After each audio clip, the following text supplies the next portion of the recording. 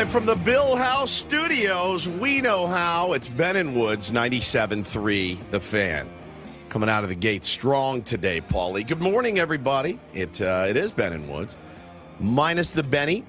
Benny is in Oregon, is in Bandon Dunes right now on his golf trip and having the time of his life, apparently. I'm Woodsy.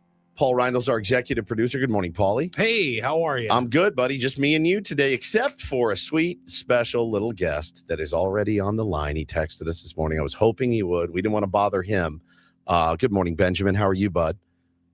Good morning. My goodness, this place is amazing. My God. Is it?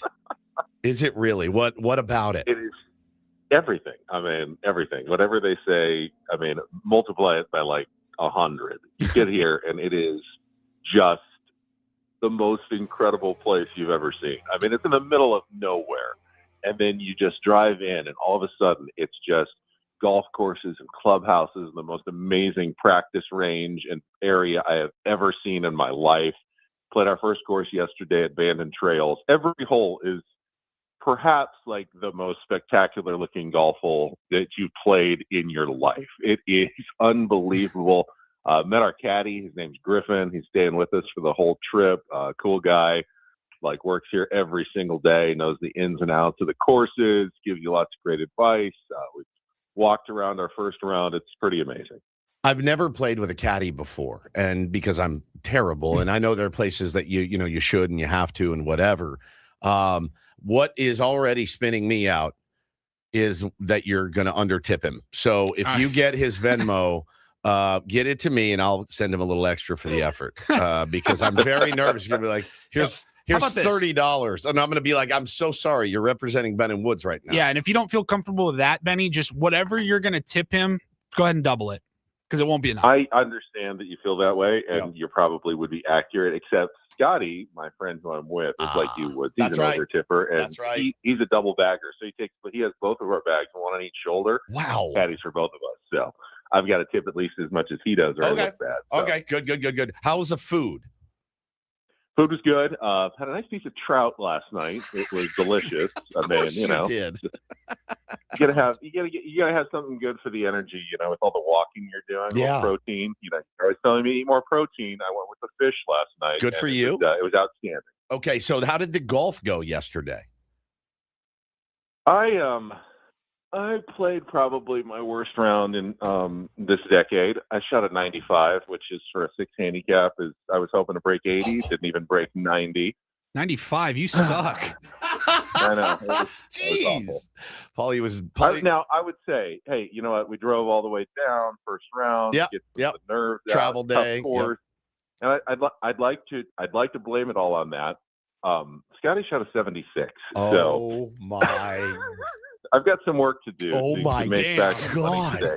I'm already down big after one round. Now, did he play out of his mind, or did you just play like ass? Oh no, he hit every green on the front nine. He was just locked in. Damn! I mean, Caddy was looking at him like he's got one great player and one absolute turd for the round. So there's no worse feeling, man. There's absolutely no worse feeling. None. You and me shoot 95 on normal courses, and Ben usually breaks 80, and we're like, he hates us right now. Oh, it's the worst playing with us. Oh, I'm so sorry, dude. All right, how's the weather? Is it was it windy, conditions, or? It was windy. It was breezy, but not bad. I mean, Scotty shot a 76. So San Diego is what they call it yesterday when it's not that breezy and the sun's out. So it was pretty nice yesterday. Dude, I'm so happy for you. But listen, you've had a couple of rounds in a row that haven't been ideal. I think it's the mentals. I mean, you're basically Tatis. It's the irons. I got off the tee okay. I can't hit my irons right now. It's like I told you. Work on a couple of things at the range this morning before a round. We're playing Pacific Dunes at 9:00, so we're heading out to breakfast and then the range. It's like I told you. Ben Higgins joins us here on Ben and Woods this morning. It's like I told you yesterday. Thank you. Nice. It's like I told you yesterday. Your irons are always there. One of the best iron players I've ever played with. So you have to know that today. Know that nobody hits irons like I do. For real. Like you flush I've seen you flush 2 irons, 220. Like I've seen it. So it's in the bag. you've got it in the bag. Yeah, man, you're going to miss some putts. You're going to miss some chips, whatever. But like tee to fairway and fairway to green, there's nobody better, dude. So you got to just remember that. Keep it in your head. You'll be fine. I spent about 45 minutes with a mental skills parenting / coaching coach yesterday. So I'm feeling quite empowered to tell you, Ben, don't put any extra pressure on yourself. You know you can hit irons. Like, you know you can. You've done it 1,000 times, and you will. You will today, period. That's it. Well, thank you for the pep talk, Coach. Can you do the same for the Padres offense? I'm going to try. The same thing. You've been able to hit. You've always been able to hit. Yeah. You're going to be able to figure it out. We've seen you hit home runs. Yeah. We've seen you hit lots of good things. Can you go ahead and tell them the same thing you just told me? I'm going to tell Stammen the exact same thing, to convey the message because, last night did not destroy me at all. I watched it. After the round. It's on ESPN, so you can't avoid it out here. TVs are tuned to ESPN. It was at the end of the day, it was a good game, and you're in it, right, with the chance to win it at the end, and that's really, for me. I was in a pretty good mental space about it. After it ended, I went, it's a bummer. I missed some opportunities. I really wasn't. I wouldn't have used a chip if I had 10 chips to use, but I was pretty pissed, and I would have been probably pretty close because anytime, I don't care what the situation is, anytime your starting pitcher goes 6 and gives up 1 hit. Kinger's a G, dude. And doesn't even qualify. Like, you lose that game, I'm never happy after that. It was brutal. It's a waste. Yeah, we've wasted a couple of good King starts, but don't waste your vacation, Ben, by talking to Paulie and I. What are you going to have for breakfast? We're going to the lodge. They have a buffet out. So I'm trying to decide whether I'm going to do the eggs and bacon thing or if I want to do the more yogurt, oatmeal, smoothie thing to prepare myself for the day. So normally I would say to you, oatmeal, smoothie, get prepared, fuel up. But the game hasn't been at its peak. So I would say let it rip. Like at least you'll have a good, satisfying kind of cheaty meal. Fuel up, yeah. Get some eggs, cinnamon. No, see, I would go cinnamon roll, eggs, bacon. I'd go nuts because the game's not. You have to play like John Daly did. Well, all right. What would John Daly do? What would he have? That's what I want you to. He just have a cigarette and a Diet Coke, vodka. Yeah, and the cigarette tucked inside of a cinnamon roll. So that's what I would do. I would go the John Daly route and see if it works for you. But don't worry about your irons. They'll be there. They'll be there in 20 minutes when you get on the range. They always are. So don't sweat it. Have a blast. We love you. And, text us more pictures. Have a good weekend, boys. Tier ones. You have a good weekend. I will see you when I get back on Tuesday morning. Sounds good, pal. Yeah, Benny. All right. That's Benny. He was posting pictures yesterday. He really all guests appear on the David P. Shapiro hotline. Oh, yeah, because he was a guest. And it was brought to you by David P. Shapiro, criminal defense attorneys, helping good people regain control of their future when charged with a crime since 2010. Visit davidpshapirolaw.com. Ben and Woods is brought to you by David P. Shapiro. Ben Higgins appeared on our SDCCU fan hotline, of course. Right. All guests on Ben and Woods appear on the SDCCU fan hotline. It's not big bang banking, it's better. It's very smooth when Ben's gone, certainly. But yeah, Benny is in Bandon Dunes. Now, he did post a picture yesterday of him out at Bandon Dunes. It made me very happy because he was grinning from ear to ear. And there he is. There's the big guy. He's on the range, and he's got his bag, and he has a very, very awkward pose with his golf club. And if you zoom in, yep, there he is. And there's that. There it is. That's there in all its glory. Oh, wow. Yeah. Guy's smuggling a torpedo sandwich to the club, maybe. What is he doing? That go all the way down to his kneecap? I swear to God, that's insane. It's absolutely insane. Well, all right. Must be nice. Guy is just absolutely, he's got a Jersey Mike's sub tucked down the front of his pants, apparently. Like, no wonder the guy's got back issues. Yeah, for real. He has a hard time walking. Yeah. We get it. Man, look at you him. walk around with a kettlebell between your legs. Yeah, you try all day long. You see how it goes. Tell me how that. So yeah, there he is. He's St. Christopher says he looks like every golf tourist ever. Yeah, 100%. He absolutely could be. That's the most stereotypical golfer pose. Yeah. He looks very happy. I mean, he texted us this morning. He walked 20,000 steps yesterday. He said that will be by far the lowest total of the day or of the trip, 20,000. So I wanted to take this opportunity to thank you to Caitlin for shouting out all of the moms in our world, right? All of our moms, tier 1 moms, and all of our moms. My wife, certainly, huge Mother's Day planned for us. I don't know how much I'm allowed to share other than tomorrow is a huge day in our IVF journey, and it's a massive day. And so we'll be doing that.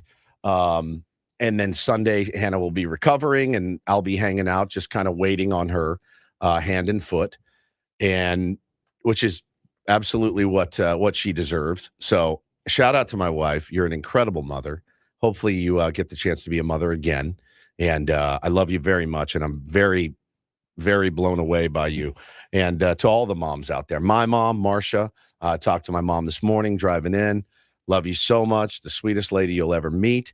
Obviously had to be to put up with me. I respect my parents every day, Paulie, a little bit more because of the children that I deal with on a daily basis. And I just know how hard it is. And my mom was a single mom for a time, and I know yours was as well. And there's not too much you can say about a single mom, man. That it's just, I think about it all the time. If something happened and I had to raise these boys by myself, how many doctor's appointments they'd miss, how many dentist appointments they'd miss, like, I love baseball. Do you think I would remember how and where to sign my children up for Little League? Right. They'd be like, Dad, what? Oh, everyone's playing already. I'd be like, oh, I must have missed the signups. I mean, like, hey, did you even bother to get his uniforms? Right. Like, the business in my house that my wife handles with no problem is so staggering. And my mom was the same way. Never missed a deadline, never missed a doctor's appointment, always sacrificed for us. So I love you, Mom. I love you, babe.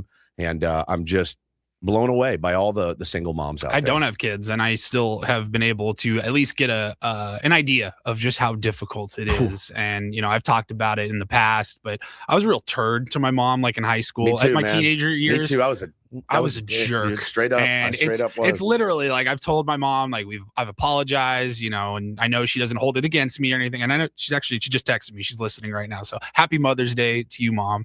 But I was such a turd to her, and I like grew up and matured and looked back at my life, and I was just like, that's probably one of my biggest regrets. You know what I mean? Like, it was so unnecessary, and like she didn't like. It must have been so difficult to raise me. It's hard. By herself, and I think she did a good job. Yeah, she did a great job, Paulie. You're a kind, empathetic person, and our kids can be challenging at times, and when they pop off to their mom, that's not my favorite thing, and that's something that we've been really working on. And I was the exact same way. I popped off a lot and was very disrespectful at times. And, I hate that. I hate that is even in her memory, but tried to the last, 20, 30 years, try to figure it out and be a little bit better.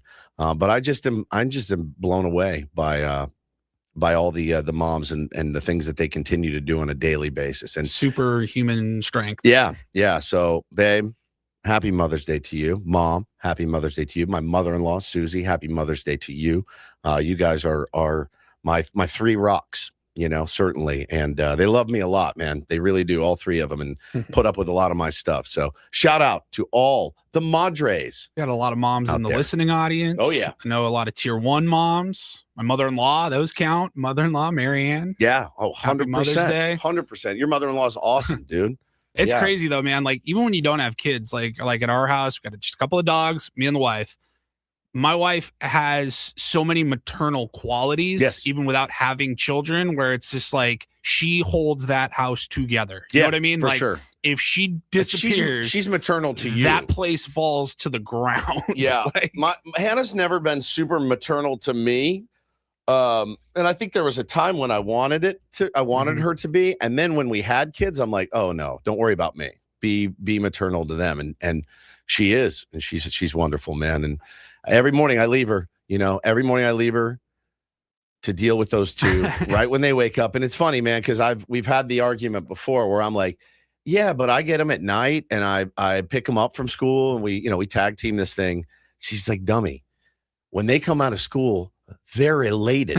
I'm taking them. I'm taking them to school, moron.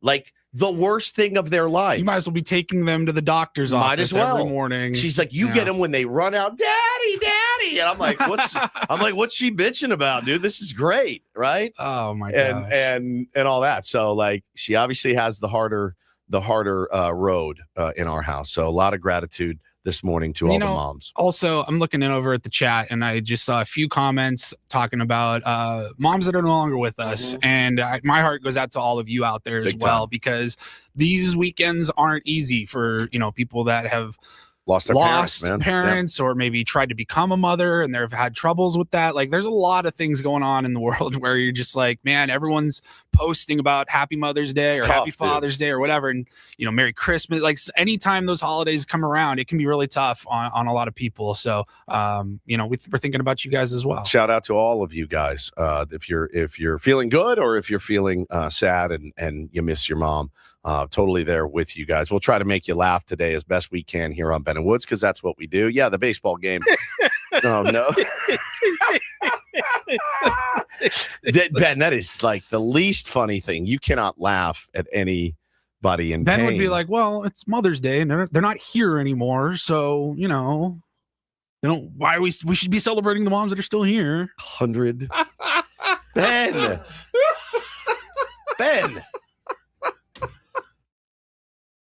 Guy hates anything sentimental. Yeah. Oh, it's funny. There was this trip that he's on. Mm-hmm. I was originally supposed to go on it with my dad, and then I realized, it's during Mother's Day weekend, and that's not going to fly in my house at all. There is less than a 1% chance that I would have been able to go on this trip. And as soon as he said, yeah, it's booked, but it's for Mother's Day, I go, yeah, have fun. Not in my house. There's absolutely no chance. There is no chance that's going to happen. So you have fun, Benny, and we'll be here, and I'll be celebrating my wife and my mother and mother-in-law. But yeah, just shout out to all you guys. As we said, the baseball did not really go our way last night. I'm remarkably calm about it. I got an email from our buddy. We went to fantasy camp. Paul, do you remember a guy named Bart at fantasy camp? Bart Jacobs? Yeah. Freaking great dude, man. Great dude. But I wake up to an email this morning to my personal email. The subject is play a token. All right, first of all, Bart, it's a chip. We call it a chip here. He says, play a token tomorrow. What a piece of S game. Another lefty with a 4.5 ERA shuts us down. Way to get picked off in the first, Xander. That was a rally killer. Way to get caught stealing, Nando. It's mandatory. We give up a home run to Nate Burleson every effing series. What is Pod's ranking this year as the most irritating team? They have to be top 2. Ugh. And I read it this morning and I laughed because Bart, few things. Yeah. Xander scored our only run. Yep. Toddy was safe. And it's Alec Burleson, not Nate Burleson. Right. That's a former wide receiver. That's right. So I just I didn't, like, I know you're going to lose games here and there. A 2-1 game when we're in it there in the 9th inning. I'm okay with it, man. I don't know. I wasn't furious. I would like the offense to pick it up, and I'm going to ask Craig Stammen about it later. I don't know what the comp would be for a pitcher. I really don't, Paulie. Like, what, he was a pitcher. And I would be like, Craig, if you literally couldn't land a fastball for like a year and a half, right? What would you do? Right? Because our team has struggled offensively for like a year and a half, 2 years, like, what would you do? So I know, man, listen, guys were out of position last night. It came back to bite them really, I'd say for the first time this year. I have no problem with it. I have no problem trying to mix things up and get the offense going. Everybody this morning's got the benefit of 20/20 hindsight. I'm going to ask him about that. Michael King, in my opinion, probably should have stayed in another inning. He was cruising and wanted to.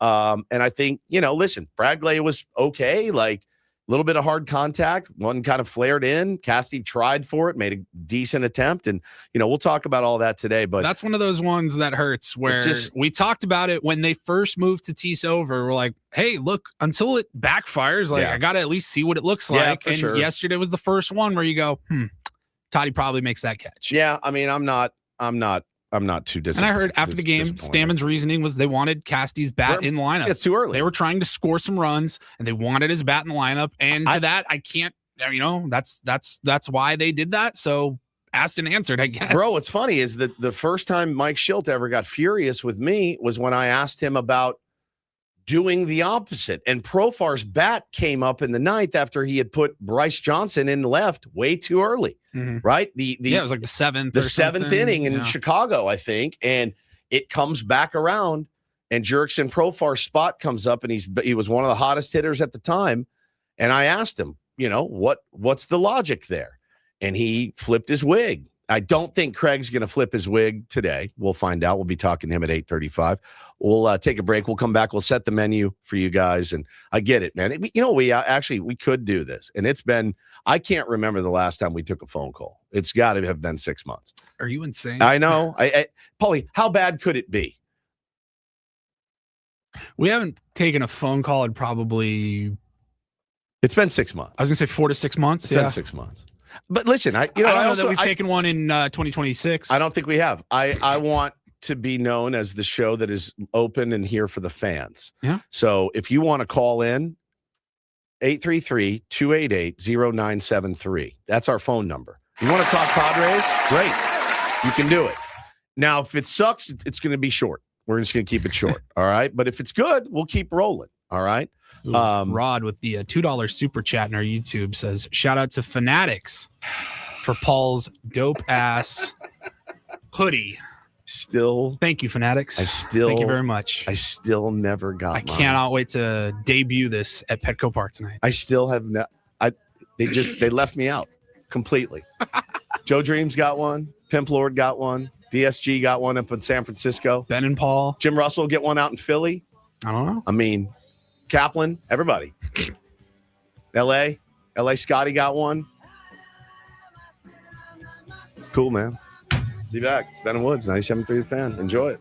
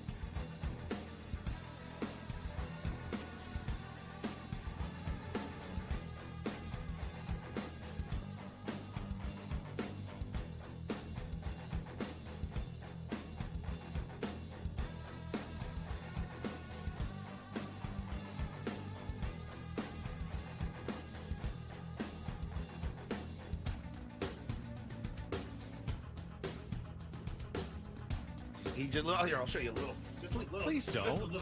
What hurts on you? Nothing at all. A little bit. Nothing. Now, So let's say whatever you're about to touch is the only thing. Let's say It's gonna hurt. Right? All right, yeah. Okay. Pretend your knee hurts. Pretend your knee It's going to in a second. right here. Oh, that is not pleasant. Hey, player, this is all yours. This room with this view. This speakeasy with this cocktail. Hey, could you make that too? The spa with this. Ah. And this pool on this roof. This is all for you. The all-new Hamul Casino Resort, now open.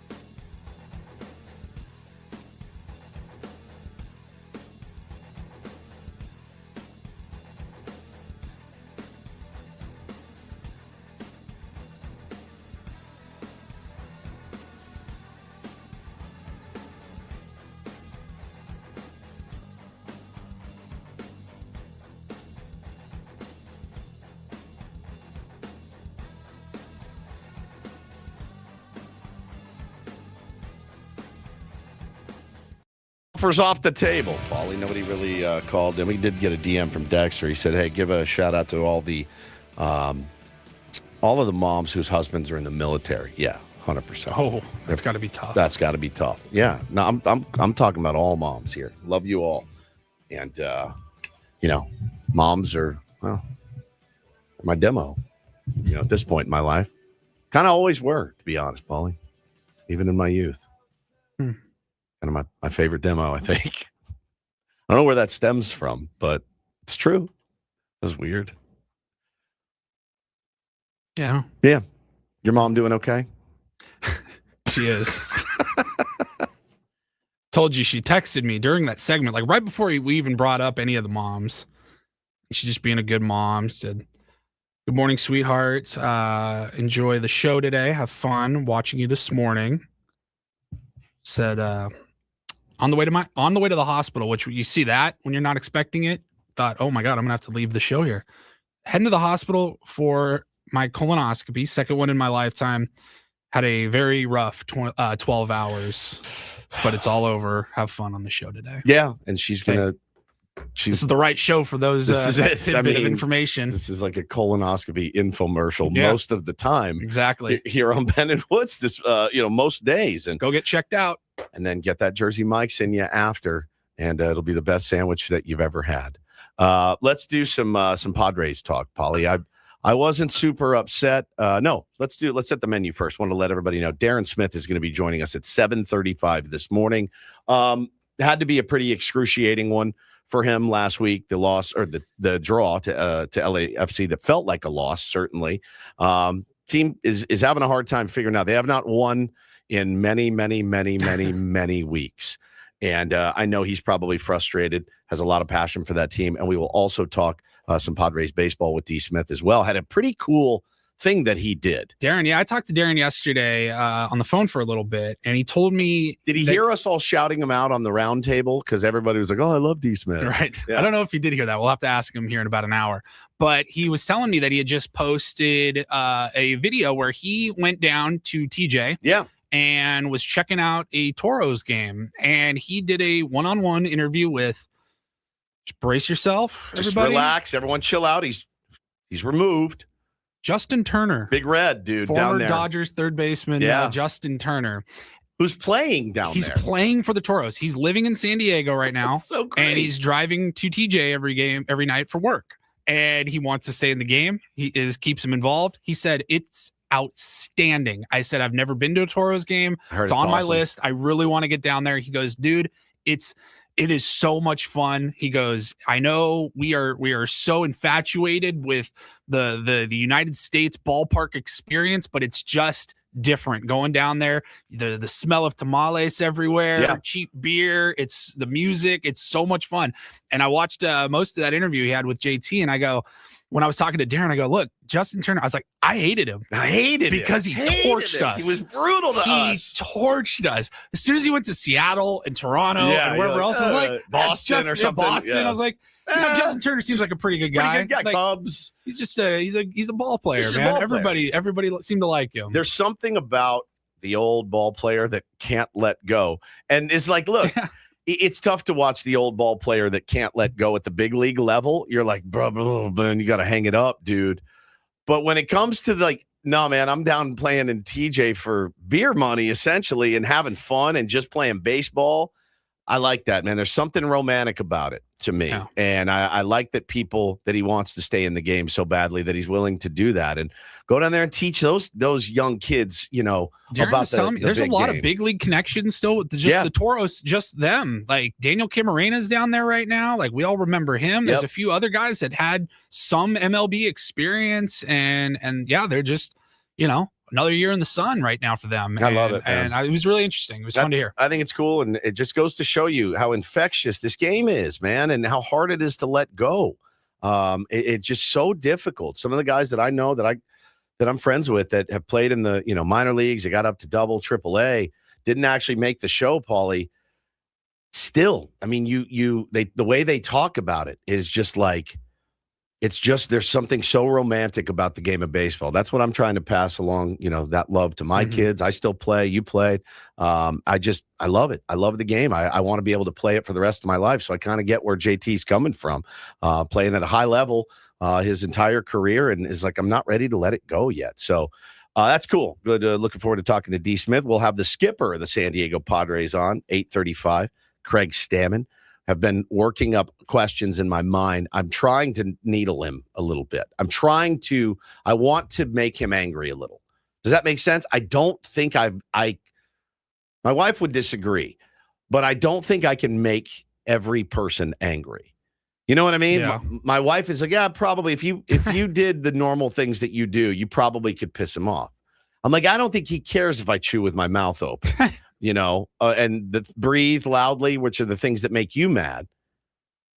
But I think there are some valid questions that need to be asked, of Craig Stammen right now. Namely, what is wrong with this offense, man? How do you look at this offense on a nightly basis? And you can't be satisfied with what you're seeing out there on a nightly basis. It's 3 hits last night, and the stat that I read that blew my mind this season, starting pitchers have thrown 18 quality starts in 37 games against the San Diego Padres. Are they killers? Are they killers? Are they ready to kill and maim the opposing starting pitchers? And I've said it before. Of course, I'm not an idiot. I'm going to give you a pass for Paul Skeens. I'm going to give you a pass for Tarek Skubal on opening day. Of course, I understand you're running up against some of the best in the game, but it's not those guys that are the ones I'm worried about. It's the Matthew Liberators who averages 3 Ks, a game, and he punches out 6 or 7 last night. He had good stuff to me, but nothing crazy for these guys. When they're firing on all cylinders. You can't just come in and tip your cap and say, hey, he had good stuff every single morning, because everybody's got good stuff. Everybody's got leagues. Good stuff. Every pitcher is good. Even the worst pitcher statistically in professional baseball has it in him somewhere where he can get anybody out on any given moment. You know what I mean? Like anybody at any certain at bat. So when you're the hitter, you're already at such a disadvantage in general, but it's like, hey man, eventually your hitters have to be better than their pitchers. Bro, I think about 3 swings last night that were all check swing contact. One worked, the other 2 didn't. Oops. I like that. To me doesn't scream we're an offense that's firing on all cylinders. And I have the utmost respect for hitting and how difficult it is, and I have the utmost respect for pitching and how gnarly it is. And I do. You guys know, if you've listened to us for any amount of time, you know that I do.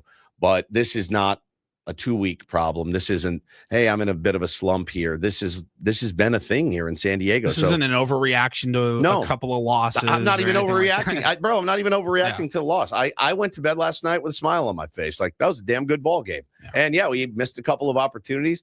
We ran ourselves out of a couple of opportunities, one of which I didn't mind at all, one of which really can't happen. But obviously Xander gets a pass for being picked off because we're nowhere without Xander Bogaerts. So guys are going to have little brain farts. He did. You don't bench him for that. You don't bench Toddy for trying to steal a base to get in a scoring position when you're down a run. That's the guy I want doing it. Doesn't always work, man. Arguably safe. Depending on which angle he saw. No question. And then the other thing is, I'm not trying to make excuses at all. Team's really banged up. Now, I've been extremely satisfied pretty much up to this point with the depth on the big league roster. Like, you've had enough guys that are able to move around to different positions and seemingly keep the ball moving in the right direction when guys are getting hurt. But now that Campy, that we haven't talked about that yet. All the moves that were made yesterday before the game, yep. Campy to the IL. They transferred Joe to the 60-day IL, which I believe is just like not even procedural, not precautionary, procedural. It's just an administrative thing. It doesn't have any indication that Joe's never going to pitch again. They just had to move him. And so then they brought up Rodolfo Duran. Like, I don't know that anybody was expecting to see Rodolfo Duran in a Padres uniform in May, but here we are. And yeah, no question. Campy, that's a huge bat now that you're out for the next 10 days at least. We can talk about Rodolfo Duran, certainly. I want to talk to Craig about that, too, because I think it's different when you're calling up a relief pitcher, right, to make his big league debut. Mm-hmm. I think it's different when you're calling up an outfielder to make his big league debut. The catching position, bro, it's a big one. It's a huge one, and he's going out, and it's pretty quick, and he's catching Michael King, and Michael King had some kind words to say about him, a little backhanded compliment, I think, from Michael King after the game last night. He's like, he said something to the effect of, I was shocked, but not surprised. I'm like, well, that doesn't really make sense. He did. He had a really good outing last night. Looks pretty comfortable back there. Hit one on the screws, just didn't get it up and out. But yeah, he looks good. Threw a guy out as well. So fantastic. Fun to watch. It's always cool seeing a guy that's grinded for 20. He's been in the minors. He's 28 years old. And to keep grinding, never quit. What a great lesson for all of us, and really cool story for him. And He's going to get some PT now, man. He's going to be there and we'll be backing up Freddie Fermin, who will probably be in the lineup tonight. And then at 9:20 this morning, we'll be joined by our pal Clark Fahrentholdd, because Clark writes for Mad Friars. He also does a podcast with our pal Ryan Cohen. And Clark is he's got it, right? He's got the thing. He knows the ins and outs of the Padres minor league system. He knows the ins and outs of their metrics, what they look like, what they project to be. Clark will also, he can tell us, hey, man, these are going to be people that other teams are going to be calling about at the deadline, because it's going to be a busy one here in San Diego, as it always is. So I think Clark is so valuable in that respect, because he knows so many of these cats. And there's guys that we haven't heard of. There's guys I want to ask him about, because I do feel it's strange. I haven't felt this in a while. We just saw Rodolfo Duran come up. I do feel that there's some guys, like if something happened and so-and-so pulled a hammy, like, okay, Jace Bowen, is he ready? He just hit another home run last night, his 8th home run. Yeah. Like, is he... Who's maybe the next guy that we don't really have their name at the front of our mind? Like, who's the next guy that's going to be making an appearance in a Padres uniform? Yeah, and obviously we'll talk about Ethan Salas and what he's been doing right now. And if that's a consideration down the road, which is crazy to think about, but it could absolutely happen. So let's check traffic. We'll come back to our Padres crap up, unfortunately, on a Friday. From the 855 Get Ross Traffic Center. Injured? Demand justice. Demand Jurowitz. 855GetRoss.com.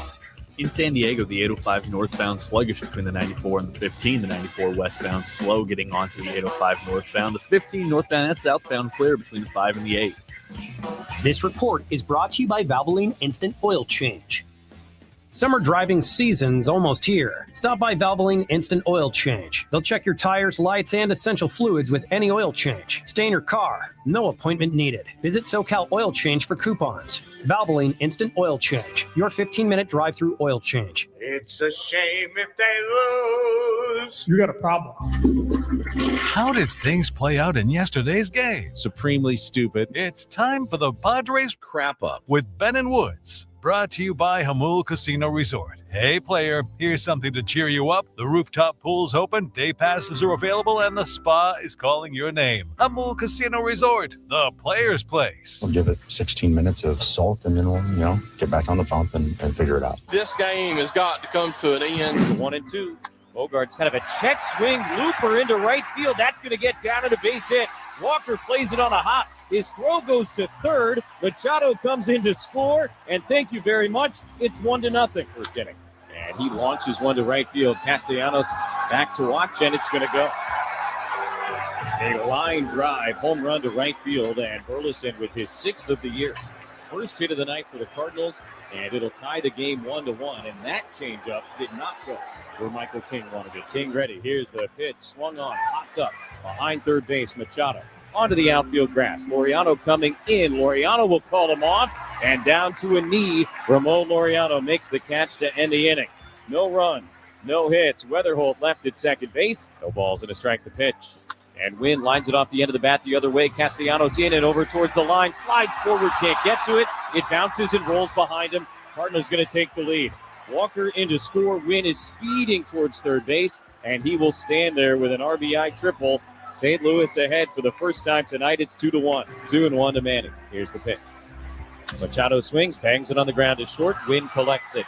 He'll throw to first in time, and the Cardinals hang on for a 2-1 victory here in Game 1 of this 4-game series.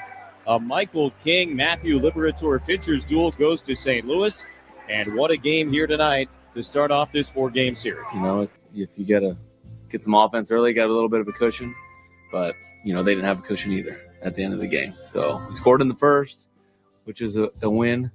Xander getting picked off maybe killed a little bit of momentum we had in the first, but that stuff happens. We just got to, figure a way to build those same kind of bats that we built with 2 outs there in that first inning. We just weren't able to do it.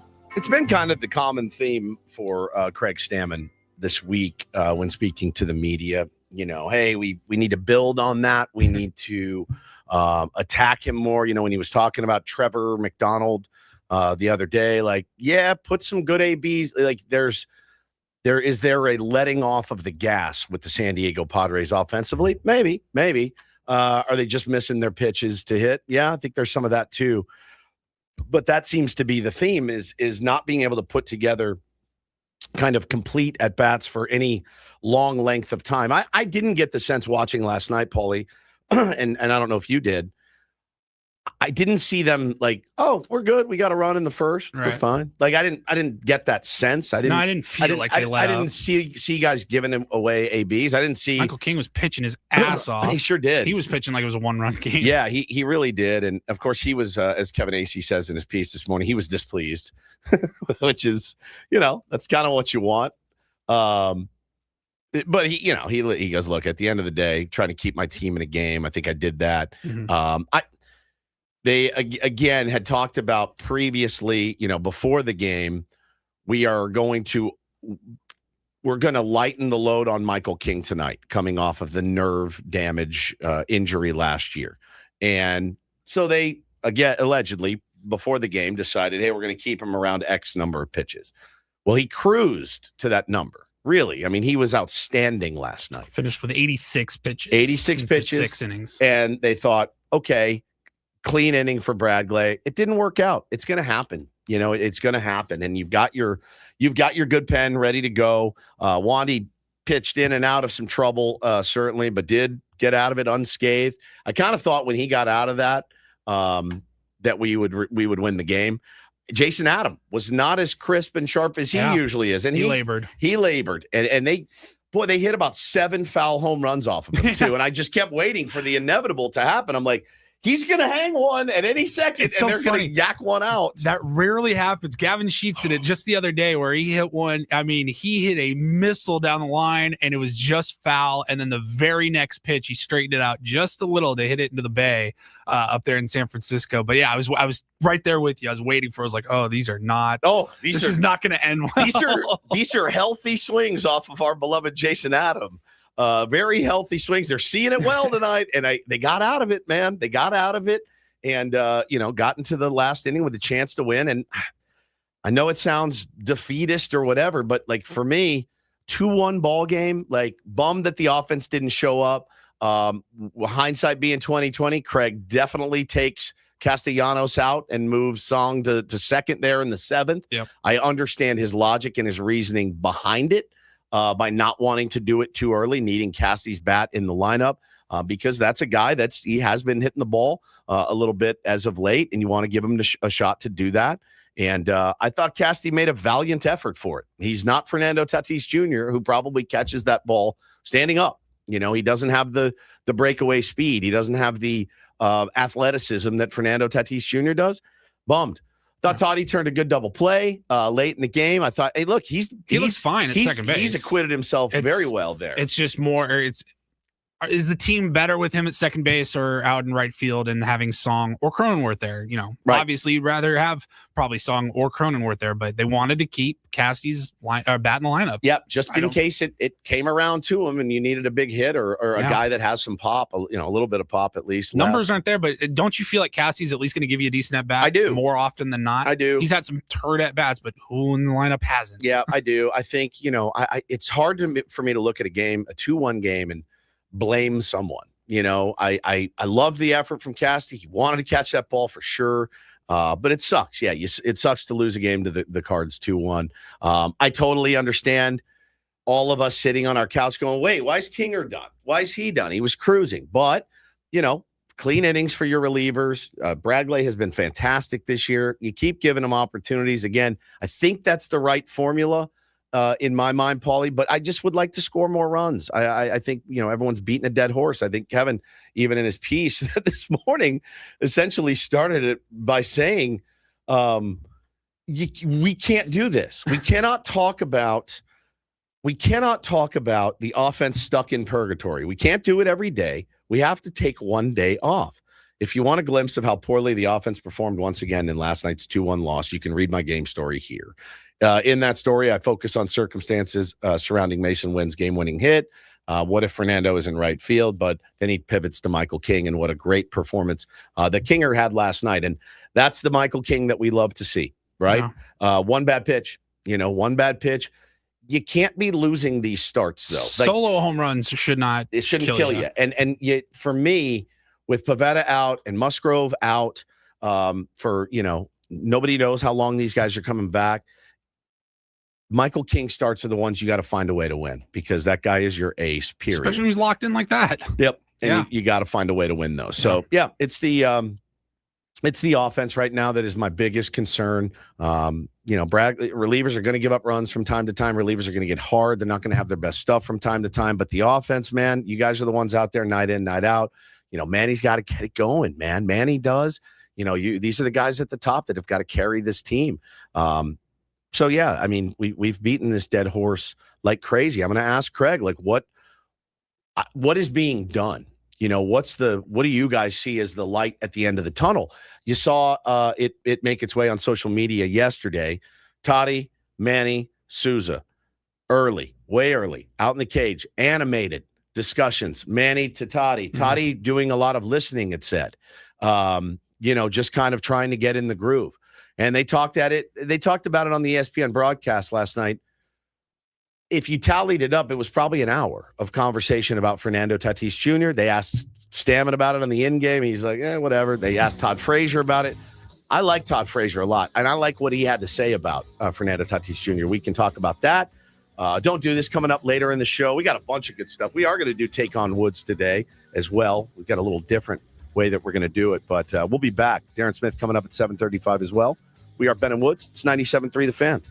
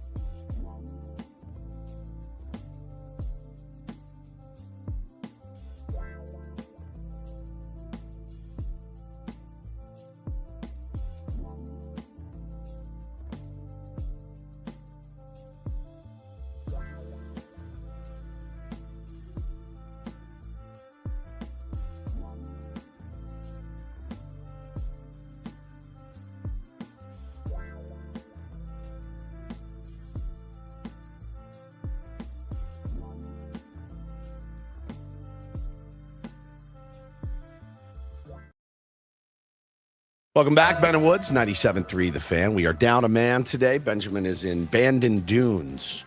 Is that a place or is that just the golf course? He's at Bandon Dunes? I don't know what actual city it's part of. Is it in Bandon, Oregon or something? I have no idea. But, on the Oregon coast. But he is very, very excited. We talked to him in the open. In case you're just now tuning in, want to go back and listen. He's not playing very well. Bandon, Oregon. No, he's not playing very well. I think he was a little nervous.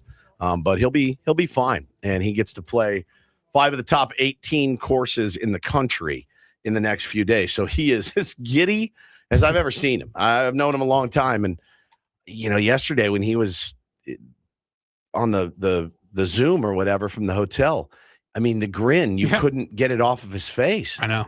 And I'm excited for him, man. I'm real stoked that he gets to do that. But Paulie and I'll be holding it down here. Got a good show, man. Darren Smith coming up at 7:35. Craig Stammen, 8:35. Clark Fahrentholdd coming in at 9:20. We'll talk some Padres prospects. So a lot of Padres talk today, certainly.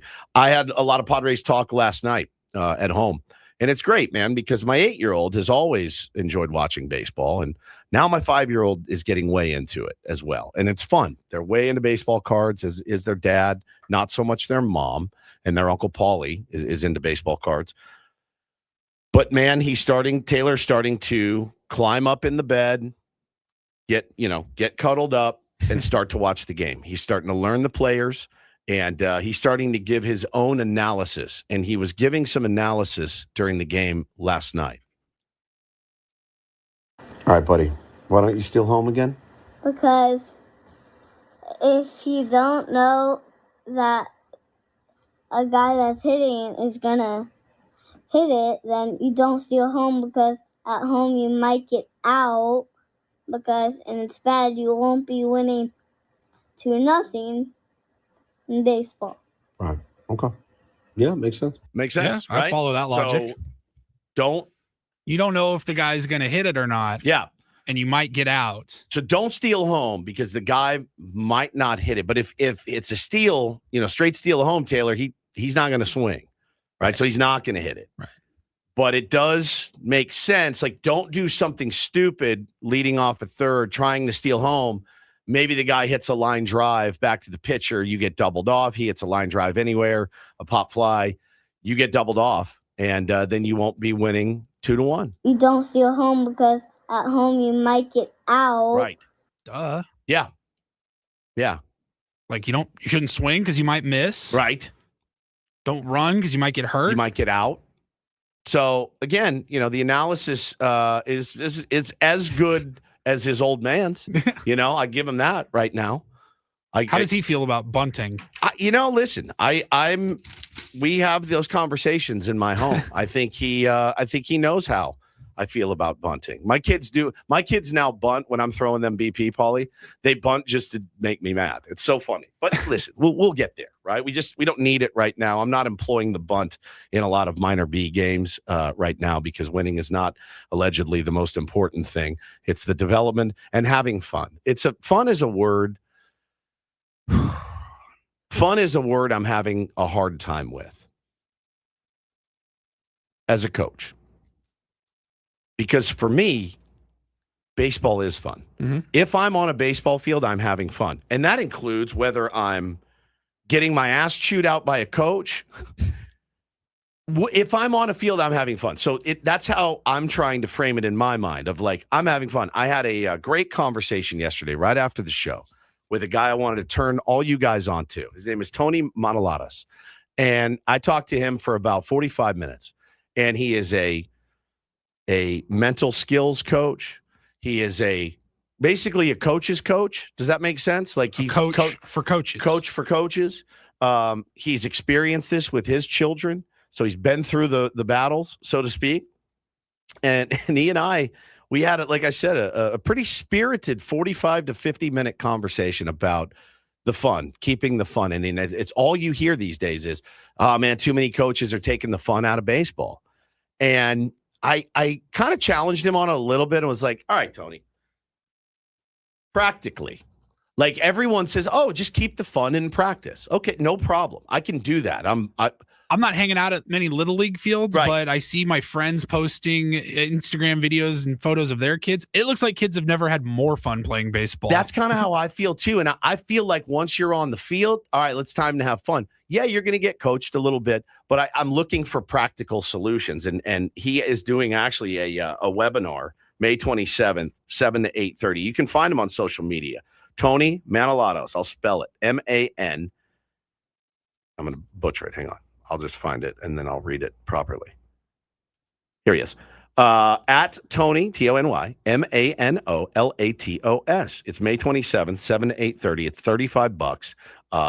And you can go register and listen to ways to keep it fun. What to do with your kid if he had a bad game, right? They always say, I mean, he's written some beautiful articles about the car ride home, right? Because the car ride home, every dad has that urge to be like, what's your problem, dude? What happened on that tag play, right? You know what I mean? Every dad. It's just in our nature. But instead, how do we help them flush it by us not bringing it up? It was a really great convo, and I really appreciated his time. And I'm really committed to, being a better coach and I think ultimately a dad. I think that helps tremendously. I didn't have a good practice the other day, dude. I didn't. I chewed these kids out pretty good.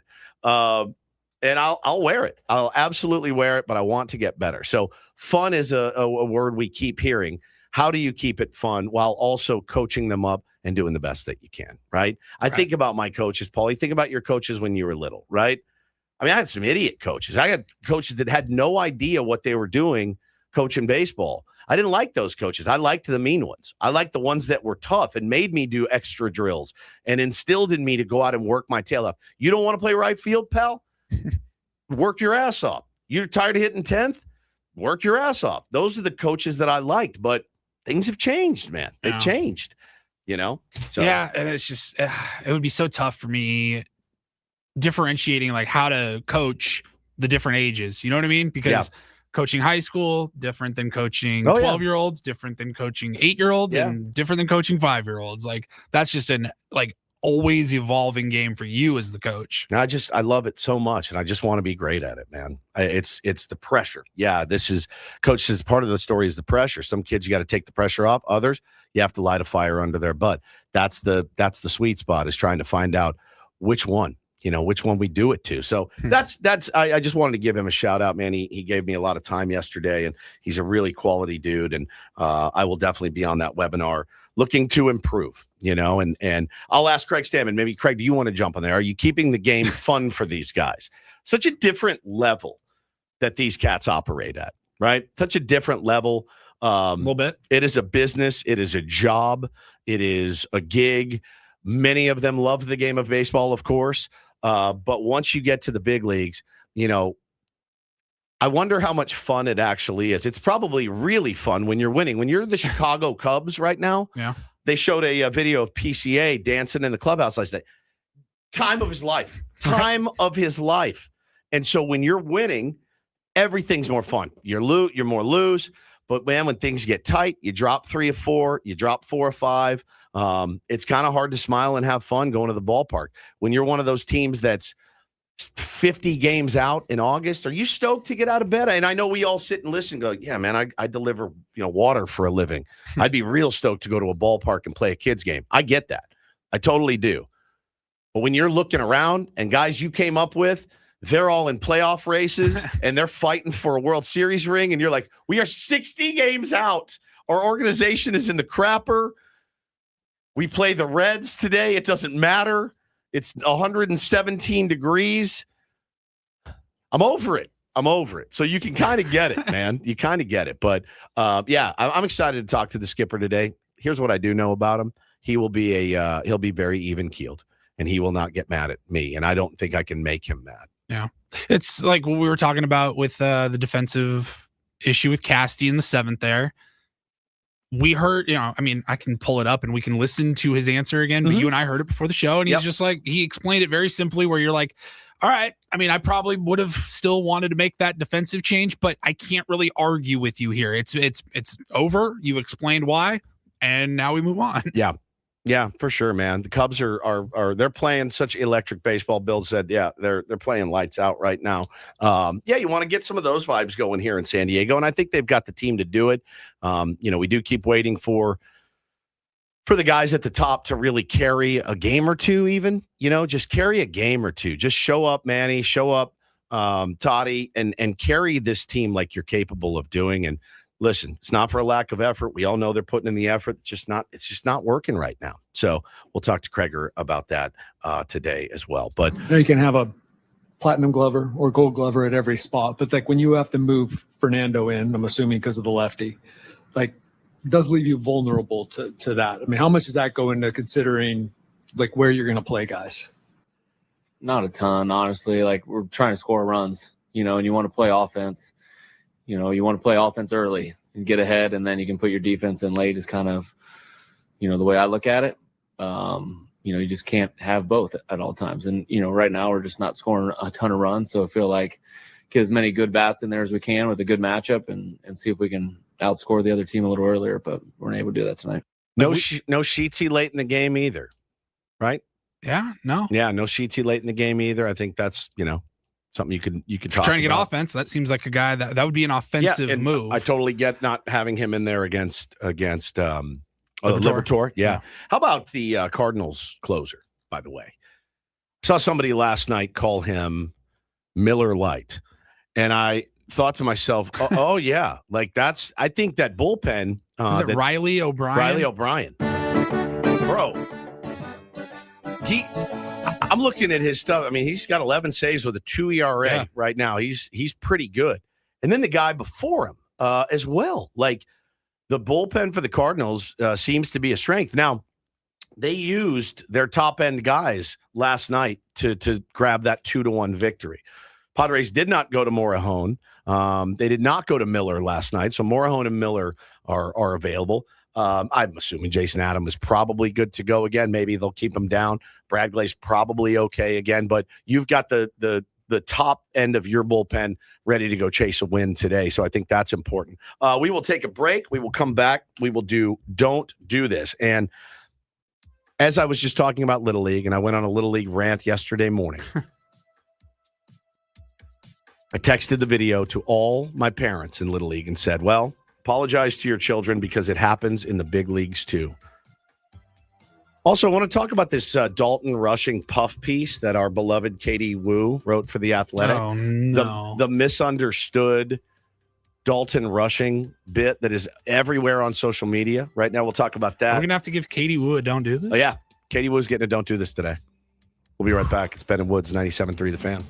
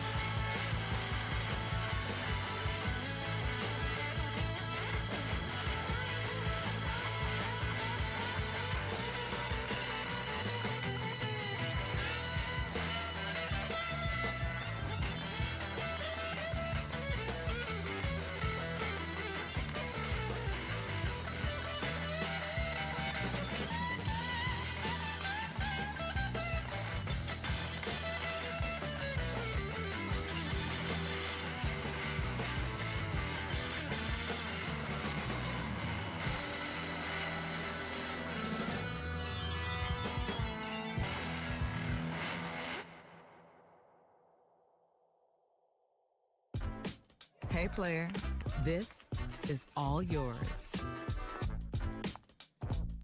This room with this view. This speakeasy with this cocktail. Hey, could you make that too? The spa with this. Ah. And this pool on this roof. This is all for you. The all-new Hamul Casino Resort, now open.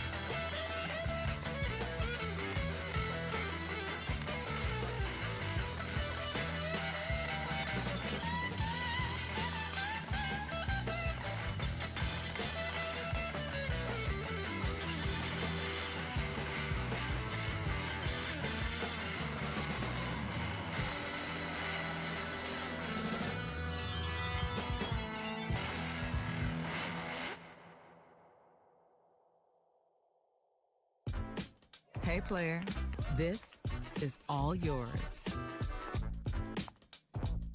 This room with this view. This speakeasy with this cocktail. Hey, could you make that too? The spa with this. Ah.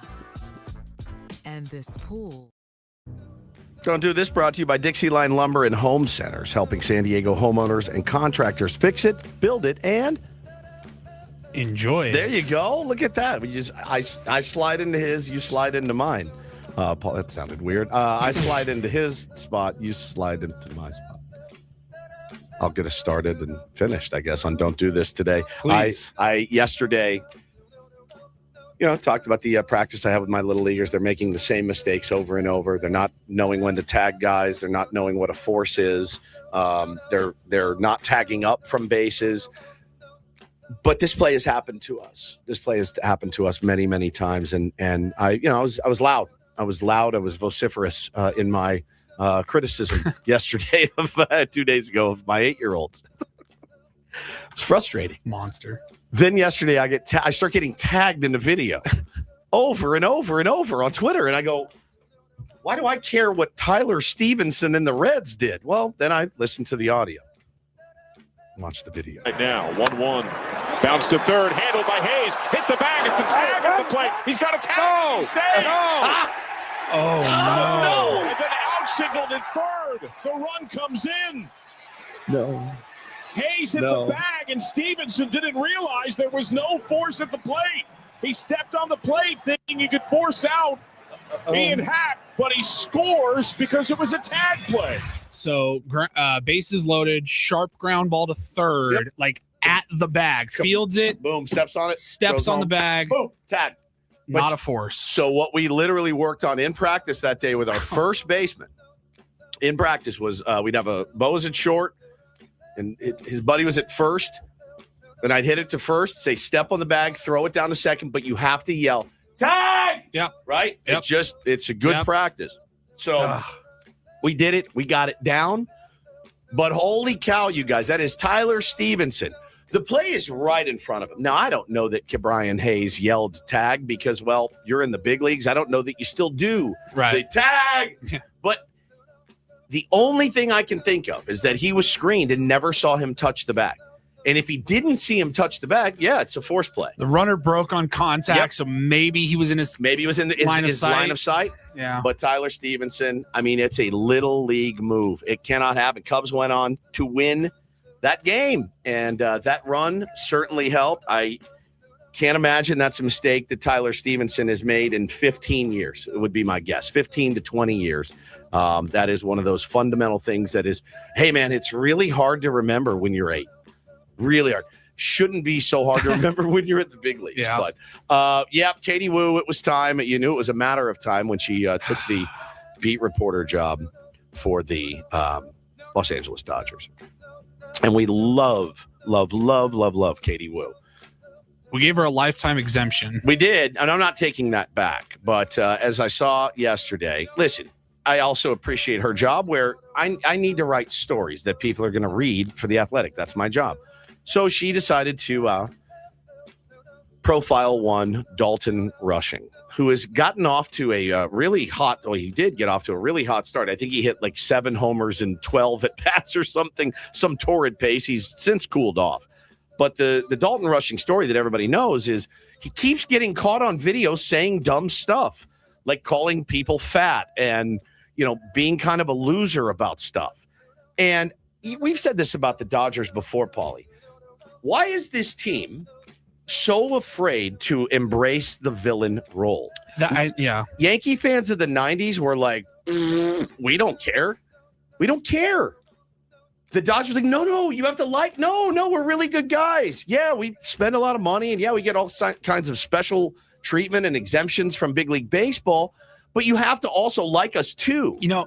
I'm not a big Dave Roberts fan. Right. I'm just not. I know he was from here and he coached. I'm with you. I'm just not. He's become very dislikable as the manager of the Dodgers. When he, at the end of last year, did the whole, hey, let's really break baseball. Yeah. Everybody got super mad at that. Yep. I actually wasn't that mad. I that was embracing the villain That's being role. the villain. And finally, something other than, hey, nobody thought we'd get here. Right. Nobody thought we would make it this far. Because everyone thought you would make it that far. Yeah, and it would have been ridiculous if you didn't, But Dalton Rushing came out yesterday in this piece and was talking to Katie and said, guys have started giving me a label of villain. That's just me competing at the highest level, not allowing any outside source to get in my way. I played football, and that's how you compete. Hopefully anyone who knows me off the field knows the person I am, how much I care about people. I think there's been a mix-up of image recently. And, for me, it's like, hey, dude, these aren't perceptions. These are what we're seeing you do. These are your actions. This is your slide into second base. This is you calling, I think it was Miguel Amaya, a fat F, after he had the audacity to just steal a bag on you when you drop the ball. No. It's you saying F him when a guy's hurt at home plate after a collision. It's all being caught. We're all seeing it. Be like, yep, that's me, man. That's just the way I play. If you don't like it, suck it.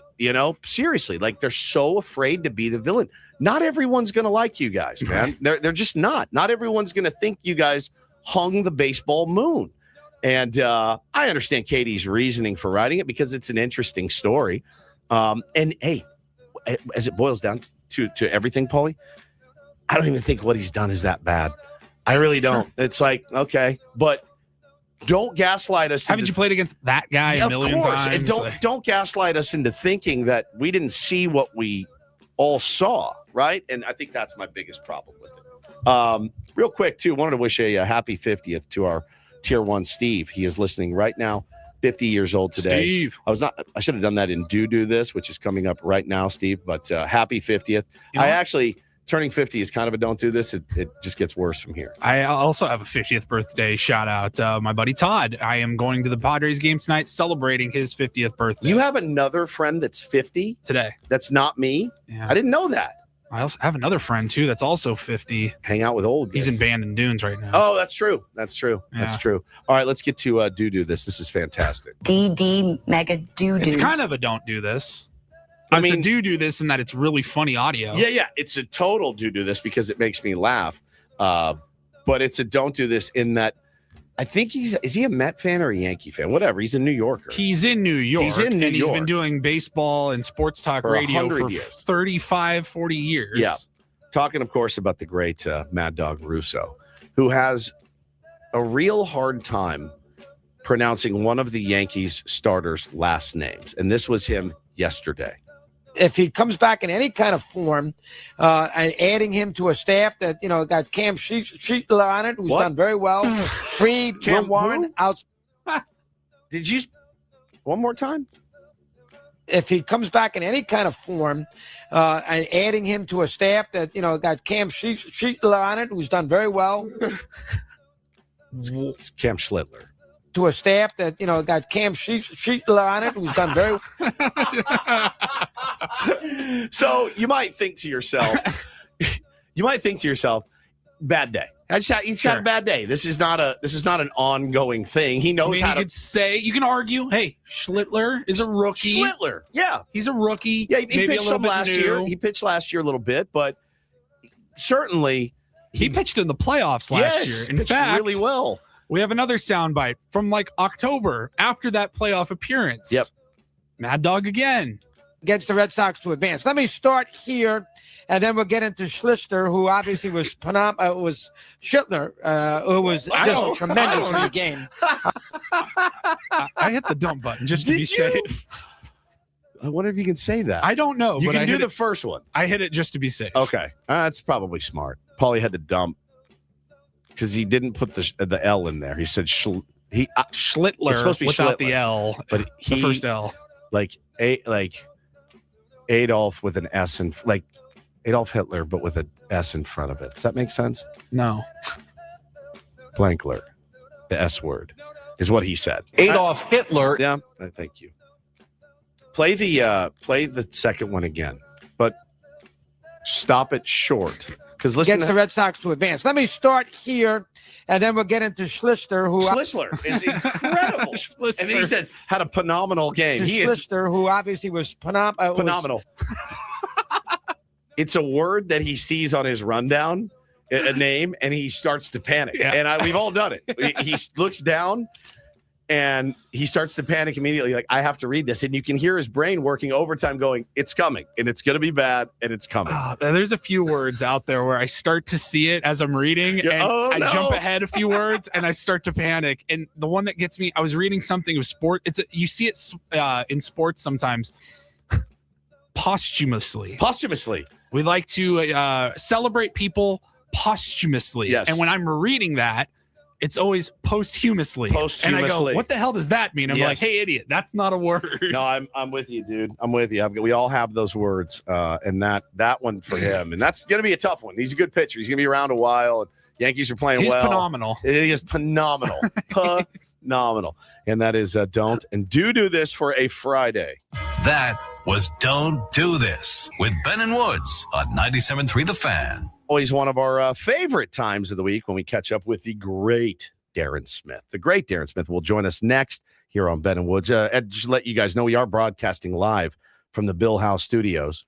We know how. Well done. Thank you very much. We'll be right back. Ben and Woods, 97.3 The Fan. Gambling problem? Call 1-800-GAMBLER. GEGE 0000466. For a full list of games and rules, play at 7 Mile Casino. Visit 7milecasino.com. Thought I was done, but I'm not. Wanted to tell you about 7 Mile Casino. It is wonderful. It's a great spot. We all love it. It's just 7 minutes from Petco Park. You know, fellas are in town right now. Great time to go down pregame, postgame. If you have the opportunity to go down there before a game, that would be pretty ideal. If you could knock off of work early, sit and play a little California-style blackjack. Get some good food in you, right? Get some good food in you, a couple Darren beers. Smith was talking with Justin Turner. He's living in San Diego and driving to Tijuana to play for the Toros. I wonder if he would stop by 7 Mile Casino. It's right on the way. Miggy Rojas, we've seen him there. I mean, if it's good enough for them, it's certainly good enough for you. And if it's good enough for Ben Higgins, who loves everything fancy, then it's certainly good enough for you. You will not be disappointed with what you find when you go to 7 Mile Casino. So if you're a card player, it's the card player's paradise, right? It is California-style blackjack. It's Texas Hold'em, Pai Gow Poker, and Baccarat. Go in, play some cards, have some food, hang out in a smoke-free environment. Best part, just 7 minutes from Petco Park. Do yourselves a favor. You will not be disappointed. Check out 7 Mile Casino, just 7 minutes from downtown.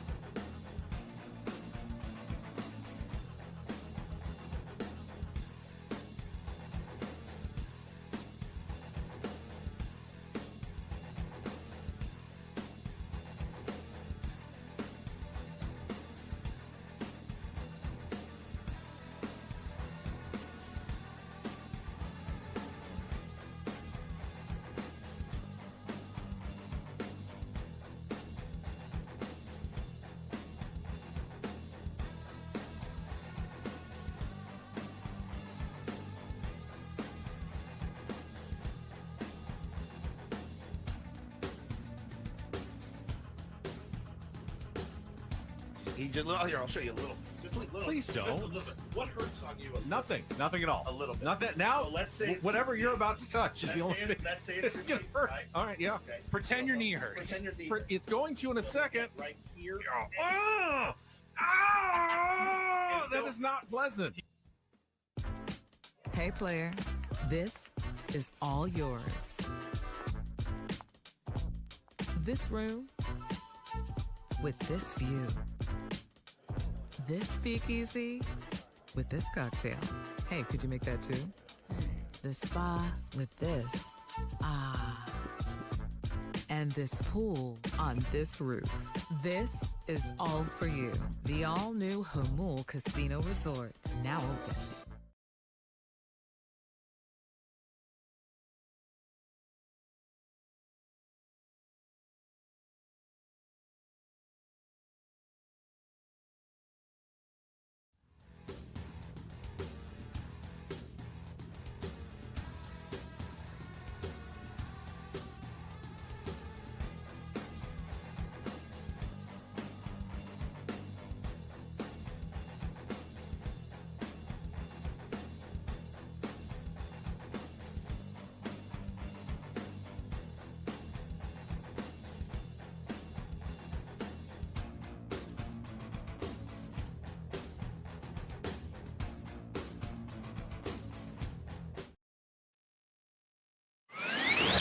Ben & Woods brought to you by David P. Shapiro, criminal defense attorneys, helping good people regain control of their future when charged with a crime since 2010. Visit davidpshapirolaw.com. Dynamite drop in Benjamin from his remote location in Bandon Dunes. We got Darren Smith on hold right now. We'll get to him after we check traffic.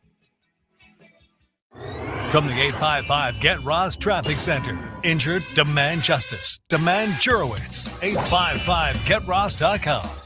Chula Vista into San Diego, the 805 northbound, a sluggish trip from Plaza Boulevard past the 94 all the way to the 8, the 94 westbound, sluggish from Euclid Avenue to the 5.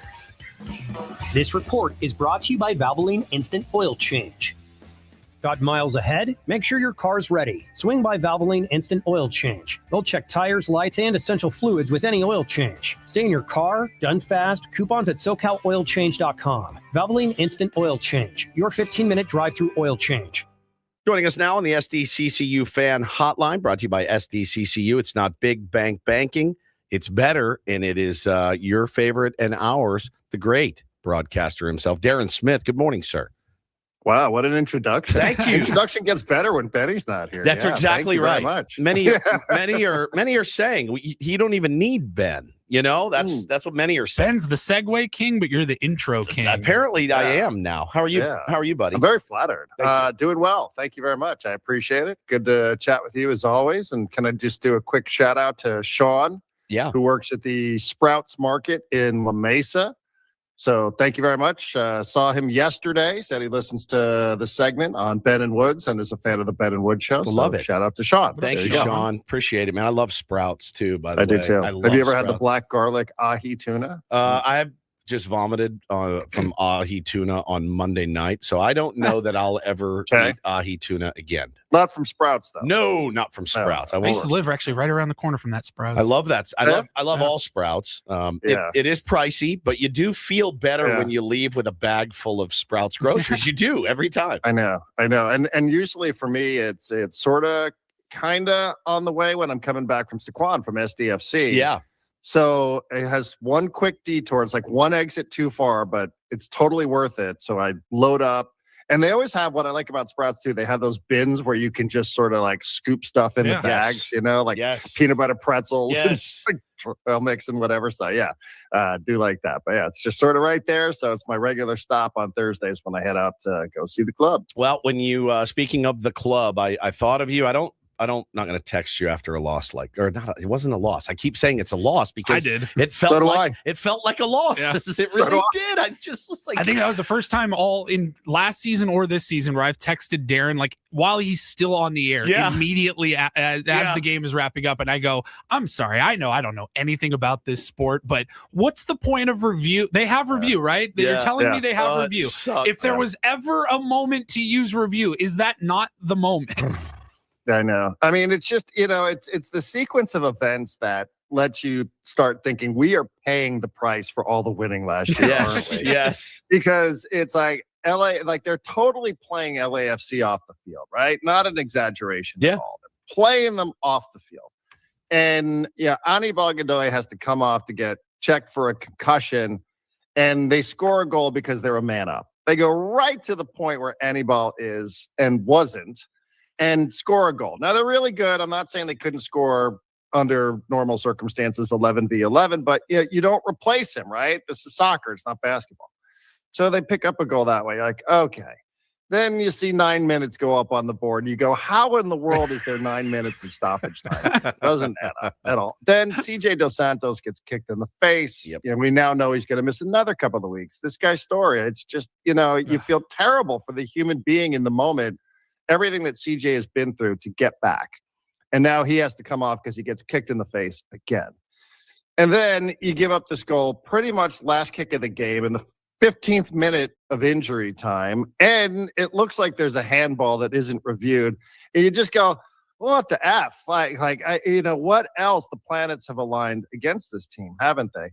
And I'm with you. I've been saying it all week. I'm like, oh, it's the second worst loss in club history. And then I'm like, no, wait, they picked up a point. They snapped the losing streak. Shut up. Right. So it does these sports, why we do this. I often question it, but it does. It's not for the weak, man. It's not for the faint of heart. I always thought that Rosie Perez was insane and White Men Can't Jump when she said, sometimes when you win, you really lose.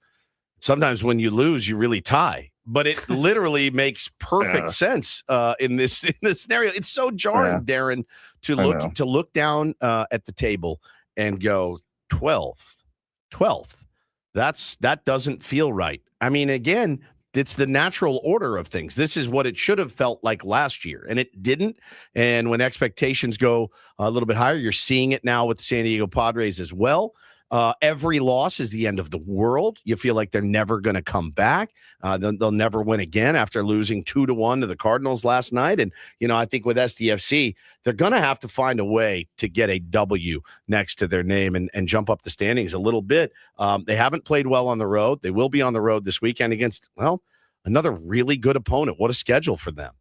Yeah, tough. And Seattle hasn't lost at home. Seattle's only lost once this year. And I'm with you. And I think that's part of why it felt like such a gut punch against LA, because it only takes one. It takes one time of going, okay, we can not only win, but we can beat good teams because we did it so many times in 2025.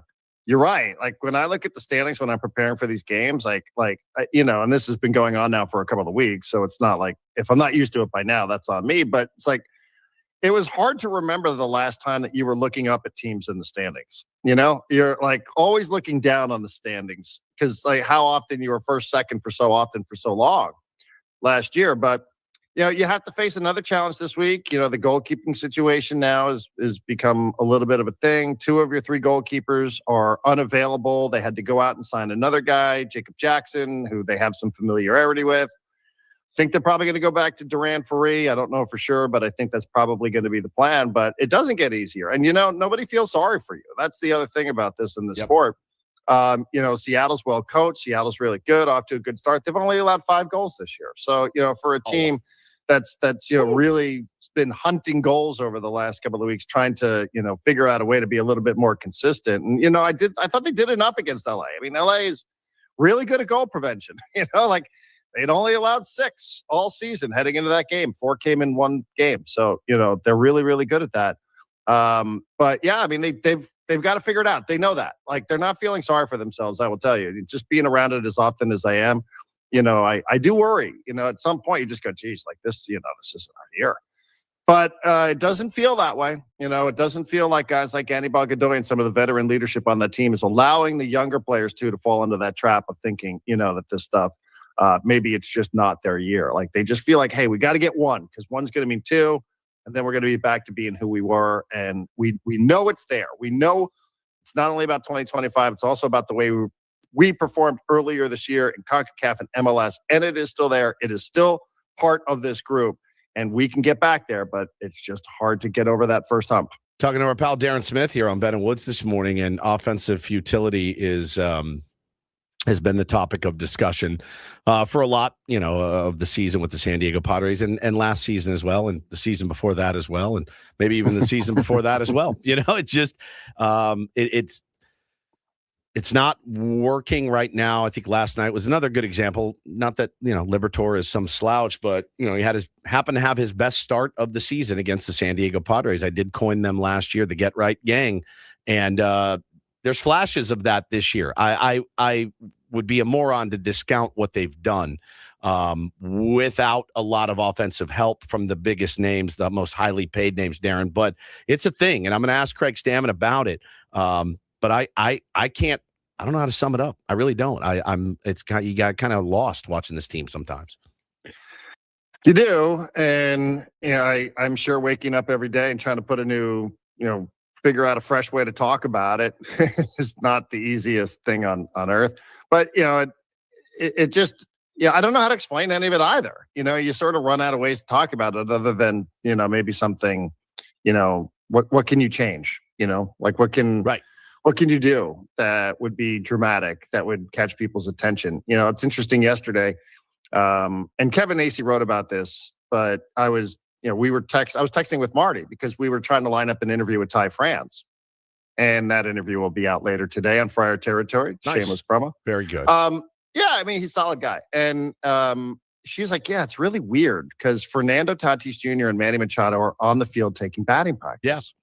And I was like, okay, what's weird about that? She goes, we were told by security and by team PR, nobody's allowed to film this. Nobody's allowed to take pictures of this. Nobody's allowed to document this in real time. It is a private batting practice on the field at 3:30 in the afternoon. And again, since Kevin wrote it, I would have just, not said anything. But it's like, that's what it's come to, and I don't know if you read the daily, Kevin Acee's Padres Daily, but he writes that like Fernando and Manny and the hitting coach are out there and they're all animated. And it's like this, like this scene out there on the field at Petco Park in the middle of the afternoon. You're like, okay, and then Fernando had a base hit. It's like, oh, okay, is this the moment? Then it didn't really happen for the rest of the game. So, I don't know. I just don't know what else you're supposed to do, other than sit around and think at some point maybe these guys are going to revert to form. But, we're talking on May 8th, May 9th, whatever the date is. It's like, well, how much longer are you supposed to wait for that? And I wish there was some answer out there, but there's not. It just kind of, you're sort of stuck in this position hoping something happens. And, even if it's a batting practice in the middle of the day that's more dramatic than previous batting practice inside or outside or wherever. Is that what it's going to take? I don't know. I'll believe when I see it, I guess. Yeah, I'm kind of with you in that regard. I know that sometimes they say, sometimes you just got to not press and grind so much and try, obviously not trying to hit homers. They were talking about that on the broadcast. I was watching the broadcast last night. I didn't know who the other two guys were. I don't think. They didn't flash their name up, or I missed it putting the kids down. They showed their picture, they showed the booth while they were doing the in-game interview, and I go, I know the guy on the left is Todd Frazier. Yeah. I was like, I've never seen these two guys before. The Todd father? The Todd father. And man, I'm listening to him talk last night, and I'm like, all right, like he gets it. He's like, bro, you guys, with his New Jersey, he's like, bro, this guy, this Fernando Tatis Jr., he's going to be fine. Like, don't worry about him. Oh, it was Ottavino was the other one. Okay. Yeah, I know. Yeah, I know Ottavino.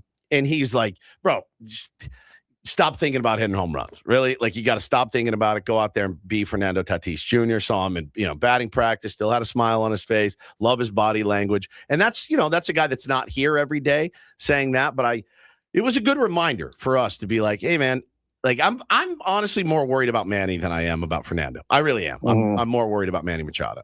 And he's got, 2 home runs or 3 or whatever. But I'm more worried about Manny hitting 207 than I am about Toddy hitting 260 barreling the baseball. Offensively, I'm more worried about Jackson Merrill, I think, than Toddy. Yeah, maybe. Merrill's coming out of it a little bit. But mean, you go back to last year. He had a really rough last year. Yep. He hasn't gotten off to a great start this year. And it's like, I pick and choose, I guess, when I look at like last year into this year versus only this year, because that was a different team. But you're looking at trends now for well beyond just the start of this season. Yeah. What a season this is. Nobody's worried about Xander Bogaerts. Isn't that Everybody's right? worried about It's Jackson insane. Merrill, Fernando Tatis Jr., and Manny Machado, right? Yeah, just like we all drew it up. Crazy the way I'm this pissed works. that Now, Campusano's on the IL. Right. Yeah, Campy goes down. Check It's like, back in. oh, no. Check back in a month, right? We might be having a completely different conversation. But yeah, I mean, with Manny, it's the same, right? Too, at some point, everybody knows that these contracts probably were not going to age well. It was just a question of when. Is that now? I hope not. I hope not, maybe it's man. just a slow start for Manny because you would like to think you're in this window of opportunity. So I did not watch the broadcast last night. I did my I logged on to the MLB TV app and it directed me right to Jesse and Tony. Nice. Smart move. And I just said, since I'm calling a radio, since I have a radio broadcast upcoming this weekend, I'm going to just listen to the broadcast. So I just listened to those guys and enjoyed them very, very much. But, they said the same stuff. I mean, it's the same subject, Same subject. Saris is writing about it. Now it's been picked up nationally. What's going on out there? What's going on with Fernando Tatis Jr.? Why is he just beating the ball into the ground over and over and over again? So, it's sort of not just the, it's not just Padres Twitter or social media or local radio. Like it's national. It's now like what's happening out there? What is the story? Why is this sort of thing going on? So, yeah, I guess it's just another reminder. Good that they got off to such a good start because they banked some wins here and given them an opportunity to try to smooth some of this stuff out. D. Smith, appreciate you. Enjoy your Knicks tonight. That's been relatively pain-free for you watching the Knicks. So at least you have that going for you, which is nice. At least. Yeah, well, OG Anunoby now has been hurt. So, of course, we don't know what his status is for game number 3 with a little bit of a hamstring, but never something that you want to hear from one of your most important players. But yes. Is Embiid playing for Philly tonight?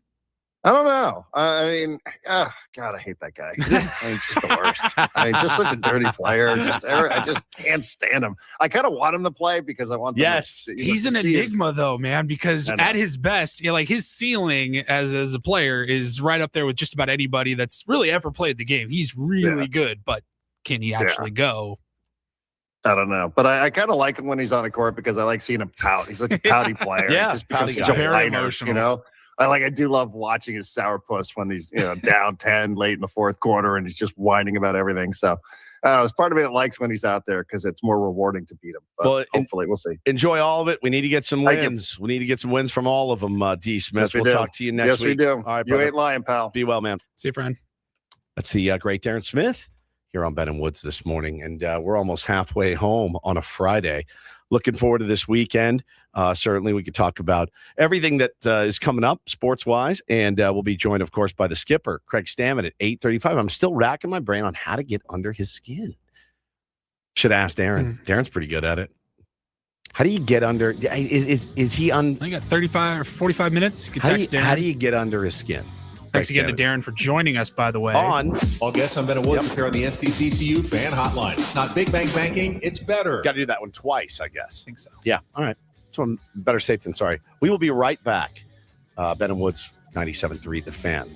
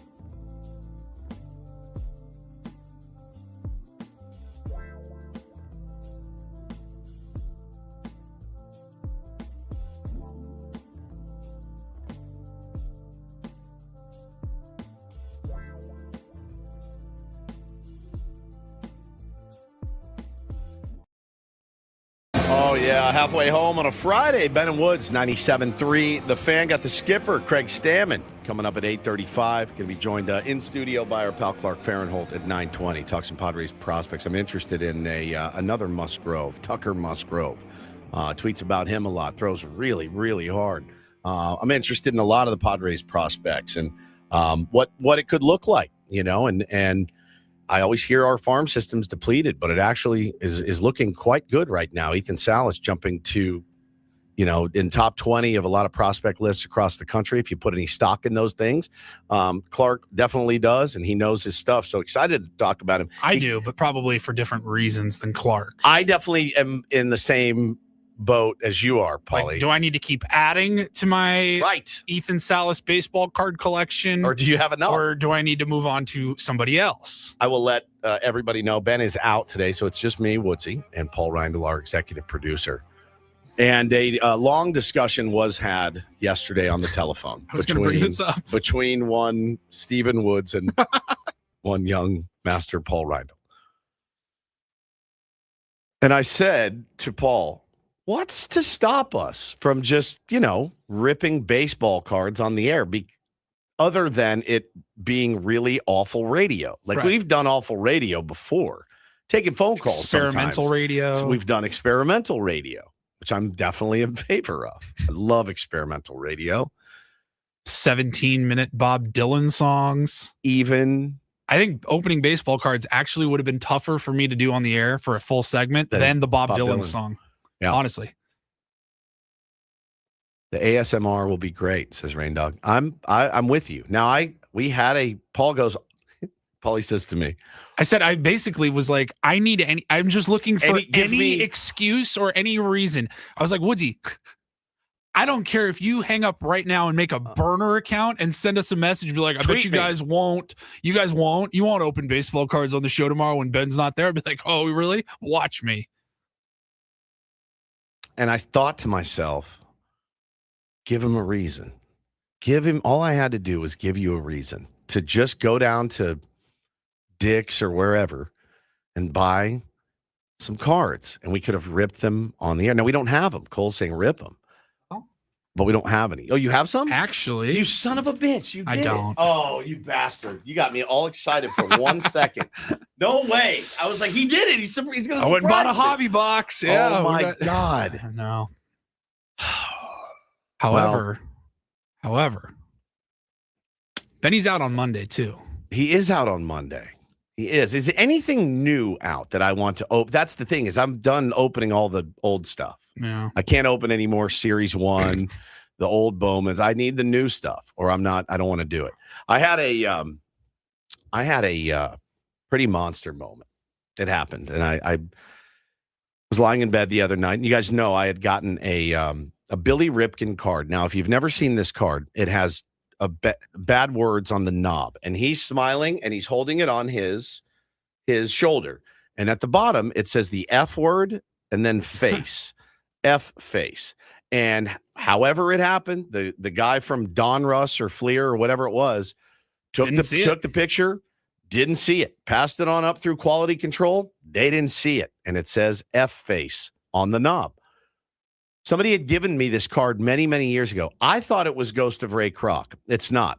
It's not Ghost of Ray Kroc, which is a Twitter dude.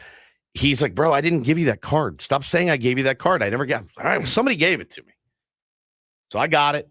I sent it in to get graded. I got a 10.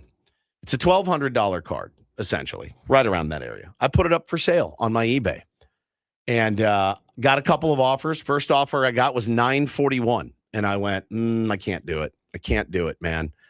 My wife goes, what's the lowest you'll take? And I go, 1,100. 1,100. She goes, okay. Laying in bed the other night, Wednesday, check my eBay as I do 75,000 times a day. And then it says offer received. And I go, all right, well, let's check it out. It's $1,000.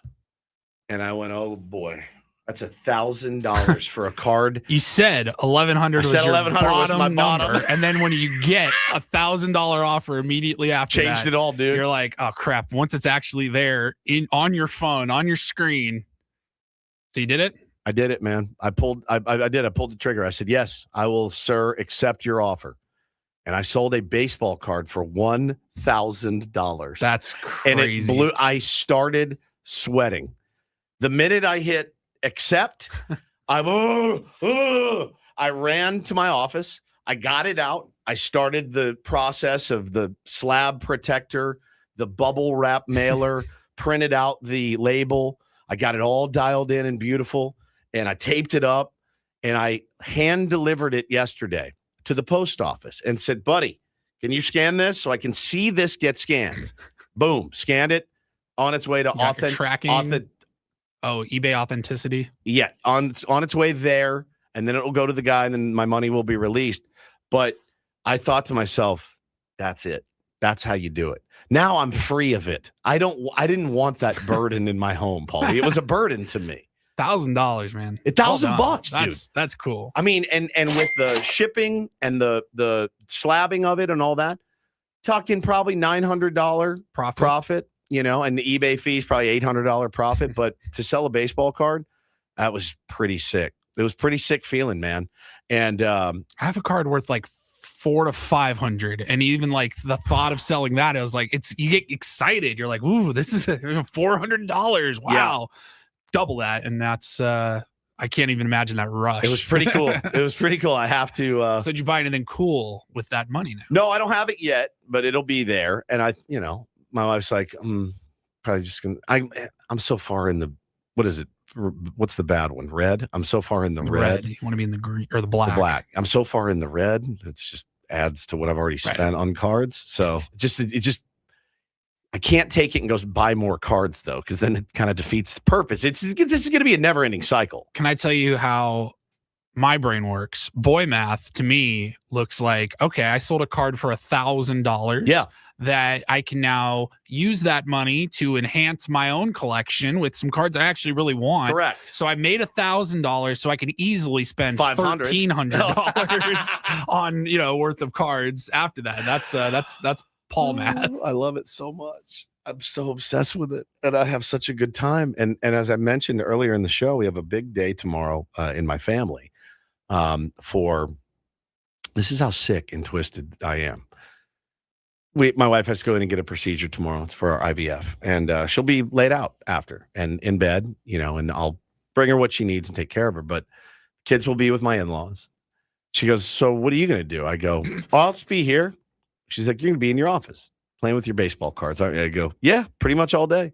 Pretty much all day I'll be in my office. All you need to do is text me or call me if you need something. I will come running. But yeah, I'm planning on spending the entire day tomorrow organizing, wiping cards down, getting cards ready to go grit. Yeah, Paulie, I've started not buying things because I don't want to spend money on anything else. Does that make sense? Oh, 100%. I've started not like I don't need that because I don't want to spend any card money. I'm like, I don't need to fill up my tank. Can you pick me up from on your way in? Bro, I'm with you. Anytime I had to get an oil change last week, I was like, where'd I go? I went within the last week, went to Jersey Mike's for lunch, grabbed a sandwich, and I go, it's like $14 now. And I go, could have gotten like 6 cards on eBay, cheap ones, but I could have got added. I'm like, everything's in value of cards now. I'm like, I know. I'm gonna go get a haircut today after the show. Yeah, it's gonna run me about $60. I had to spend $60 yesterday. I was sick to my stomach, and I'm like, damn it, that's a mega box. I don't need a haircut that bad. I'm telling you, man. I know it was such a rush, dude. It was such a rush to sell that card, to get that offer that had 4 figures on it. I couldn't believe it. Uno says, y'all got a problem. I know. Yeah, we were fully aware of it. I'm fully aware. I admit it. I do feel like that it's a very safe and harmless hobby. And, I really do enjoy the collecting of the cards. My kids are having a blast with it, too. But now they want to go get baseball cards all the time. Purple says, this is how drug addicts talk about crack. Yeah. That's exactly how I feel. All I think about is, how do I get more? How can I get money to go buy more? What do I have to do to get more? Yeah. Sean says, nerd alert. I know, dude. This is amazing for me. It's an amazing transformation. Rain Dog asked if I got my sandwich Mike's way. Yes, of course. I absolutely did. Yeah. We had some fun with Mike's Way earlier this week. We did have some fun. We were talking about Ben's laughter, his uncontrollable laughter. And it always makes me laugh every time Paulie plays it. And you've melded a few of them together, right? We have that one. We have this one.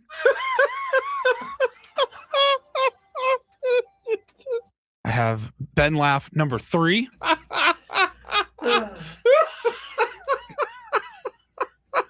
And our newest addition was Ben. This one just says weird new laugh. Yeah.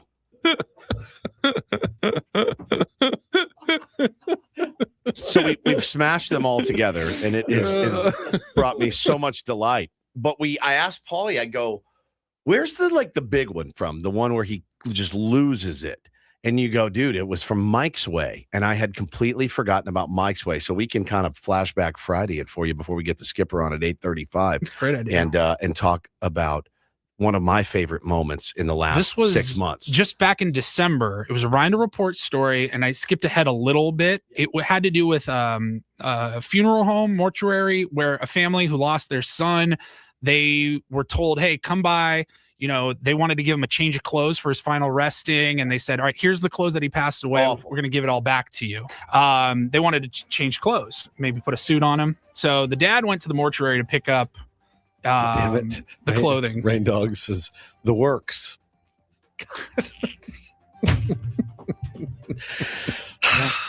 You get the car wash. Yeah. The premium, extreme. The extreme. So the silver or the gold. The extreme package. Give us the extreme one. Funeral home calls and says, hey, your son's belongings are here. The change of clothes, we'd like you to come pick them up. He says, okay, thank you very much. He meets the funeral director. He picks up the clothing. He says here in the suit. Man. Don't. Oh, no. He's gone. The comment. I knew it was going to get him. You see it in the chat? Mike's Way, as Cole says. He is done, Cole.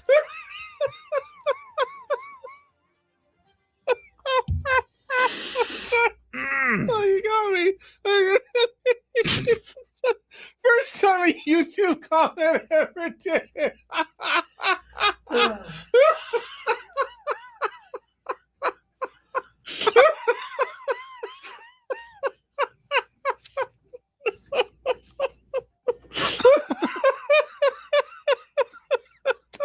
Mike's Way. Mike's Way, that's the comment.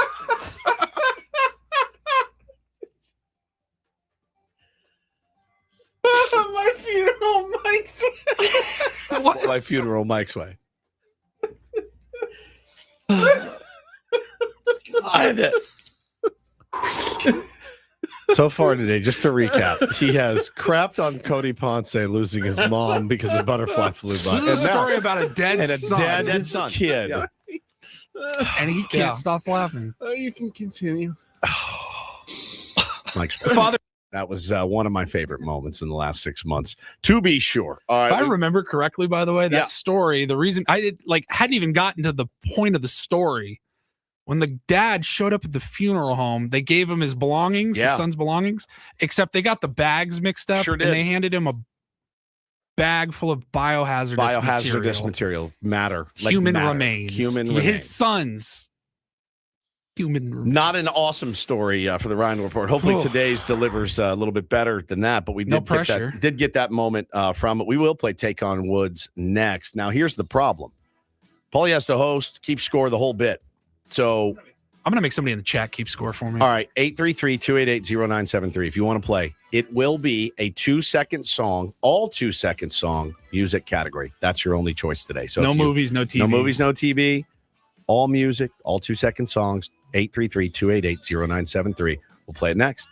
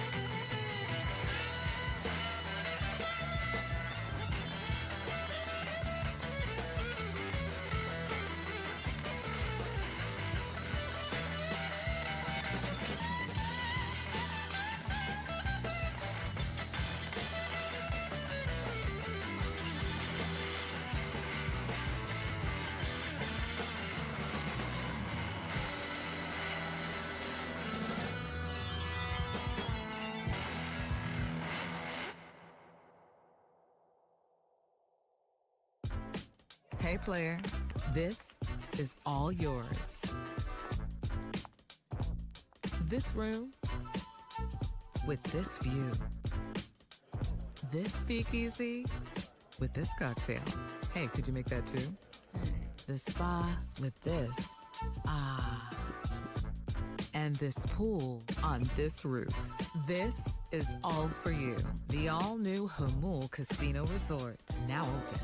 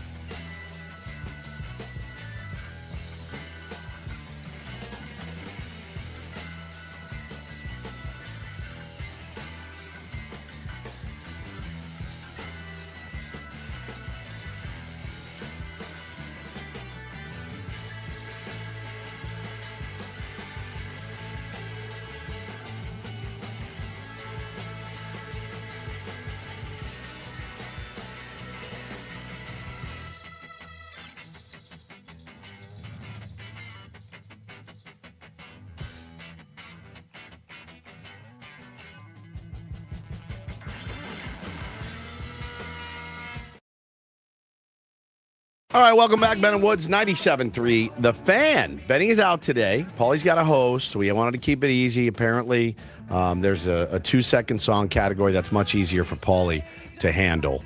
And so I don't have a problem with it. I get to do music. It's more just I didn't have to make a category up last night. Didn't have to make a category up. There's already one there. So that's what we will do. So I will get out of step out. Thank you. Let me know.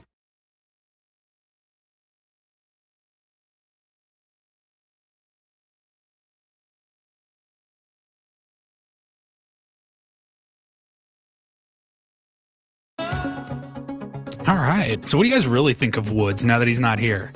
I'm just kidding. We are playing today's game of Take on Woods, and Take on Woods is brought to you by Bay Alarms, security and fire alarms for every business. We got you, and today we got Jim. Jim, are you there? Yes, sir. How are we doing this morning?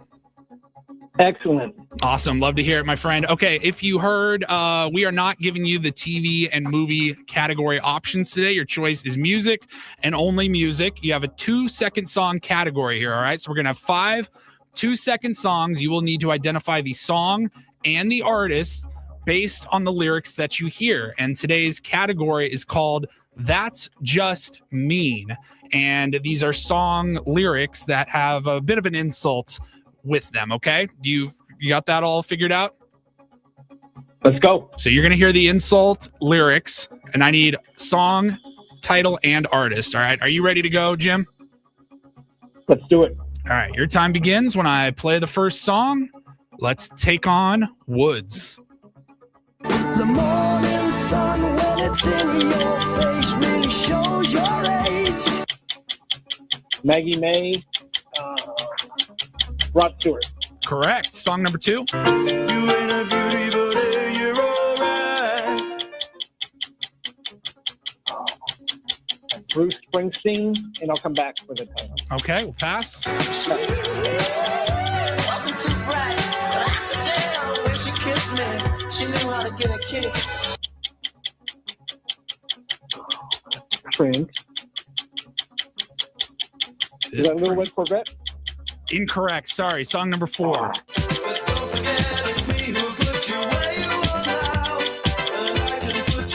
Human League, Don't You Want Me? That is correct. Song number 5. They say the looks don't count for much, so there goes your proof. Elvis Costello. They say, is she really going out? Is she really going out with him? Yes on the song title, but unfortunately that was not Elvis Costello. That was Joe Jackson. Let's see. Jim, I've got 2 songs correct. You got Maggie May by Rod Stewart. You did not get Thunder Road by Bruce Springsteen. You missed Raspberry Beret by Prince. You got Don't You Want Me by Human League. And Is She Really Going Out with Him by Joe Jackson. So I don't know that 2 is going to get the job done, but let's bring Woodsy in. Jim's score is locked in. All right. It's weird without Ben here, isn't it? I know, it's very weird. Okay. Every time I walk in, I look at his chair. Dude, when the intro where is stopped he? and you were out there, I was like, all right, so what do you guys really think of Woods?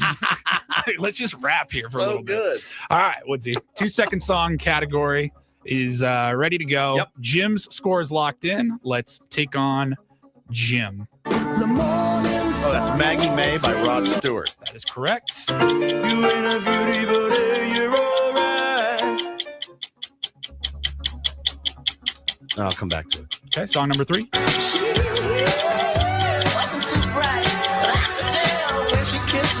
She knew how to get a kiss. Prince, is it Darling Nikki? Incorrect. Oh, no. Oh, Don't You Want Me, Baby by the Human League. Yes. Song number 5. Or They Don't You say the looks don't count for much, so there goes your proof. Bodum, bodum. Is She Really Going Out with Him by... I'm gonna die. What is the category? Oh my God. Tough one. Who sings that song? Todd Rundgren. Incorrect. Song number 2, I think you passed. You ain't a beauty, but Bruce Springsteen. What's the name of the song? I don't know what the category is. Damn it. What, I get 1? I think I you got 2, Okay. and that is a tie. Oh, my so, Jim, God. Congratulations. Will you qualify? You guys tied Oh 2 my apiece. So you got Maggie May by Rod Stewart. That Okay. was Thunder Road by Bruce Springsteen. All right. Raspberry Beret by Prince. Okay. You got Don't You Want Me and Is She Really Going Out with Him by Joe Jackson. Now the category, what do those have in common? Nothing. The category was called That's Just Mean, and they were all insulting lyrics. Do you want to hear them one more time? Yeah, insulting. All right. So we have Maggie May. The morning sun, when it's in your face, really shows your age. Ooh, that's Kind good. of insulting. Yeah, very. Thunder Road by Bruce Springsteen. You ain't a beauty, but you're alright. You ain't a beauty, but hey, you're all right. Everybody write that in your wife's Mother's Day card this weekend. See how that goes for you. Raspberry Beret's lyrics. Wasn't too bright, but after dinner, when she kissed me, she knew how to get a kiss. Yeah, it's promiscuous. That's promiscuous. That Yeah. can be insulting. Song number 4 lyrics. But don't forget it's me who put you where you are now. Yeah. And I can put you back down to Always thought that was Don't forget, I put you here, and I can. the lyrics don't match the peppiness and upbeatness of the song. They're very dark. They say the looks don't count for much, so there goes your proof. Oh, okay. All right. Who sings that one? That was Joe Jackson. Joe Jackson. All right. That was tough. That was a dude. tough category. That's really tough. Ben he was on his psychedelic mushroom trip when he came up with that category. Well, thanks for playing, Joe. Glad that Way to you qualify, qualified. my friend. Listen, Stay on the line. I will get your information here in just a few minutes. just like our beloved SDFC, I am okay with a draw. Very excited. We will talk to the skipper, Craig Stammen, coming up next. I'm going to try my very best to hold his feet to the When did we fire. last talk? We last talked to It's been him a while. early too. It Yeah, was early in the before- week. It was in Colorado, so Yep. they hadn't even gone to Mexico City yet. That's right. We have not talked to him in forever. We'll catch up with the skipper next here on Ben and Woods 97.3 The Fan.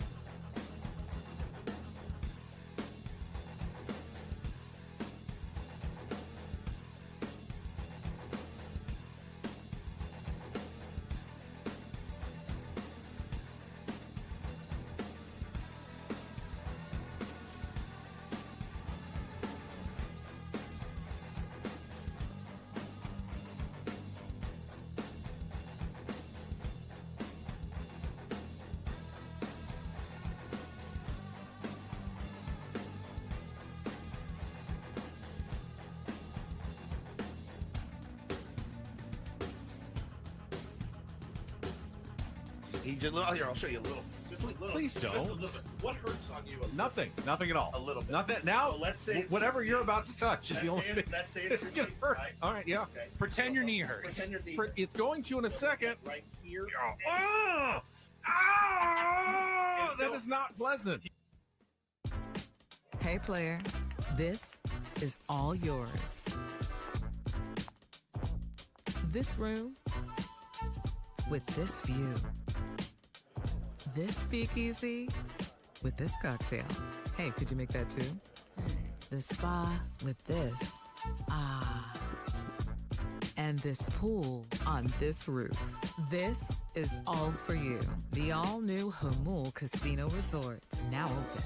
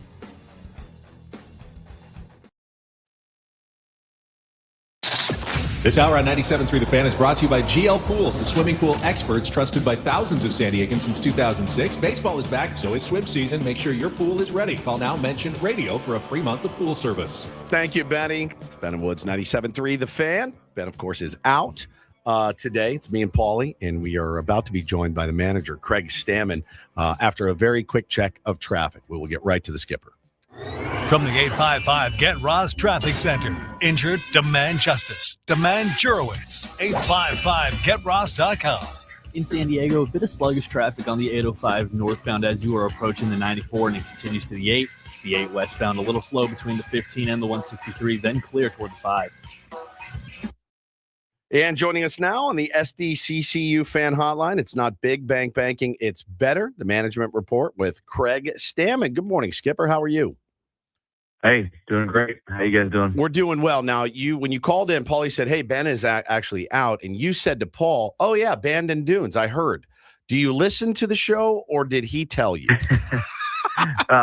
You know what? We got the best PR guy in the business, Darren Feeney, kind of teed me up on that one. Okay. Darren Feeney did it. We just assumed Ben saw you earlier in the week. That's what I thought. And he was like, hey, just so you know, I'll be out at Bandon Dunes on Friday. That's exactly what I thought happened. And I was hoping it did that. Hey, Craig, by the way, I'm heading out to Bandon. Now, He said he's really excited. He gets to play 5 of the top 18 courses in North America. Have you ever played Bandon? And if not, what is the best course that you've played? Yeah, I haven't been able to get out to Bandon. I've heard a lot of good things about it. I really think he should actually be calling in for this radio interview. Yeah. You know, in between his rounds of golf, I don't know what he's doing, just like taking this manager interview off. Yeah, he is. We'll forgive him, I guess. Craig, he shot a 95 He shot a 95 yesterday. He wanted to die. His first round at Poor Bandon guy. ever. I know, and he's a 5. Ooh. Yeah, Poor man. guy. Yeah. I mean, you want to talk about disappointing, right? Like, it's that'll send you down into, you know, deep thinking and reevaluating why you even left.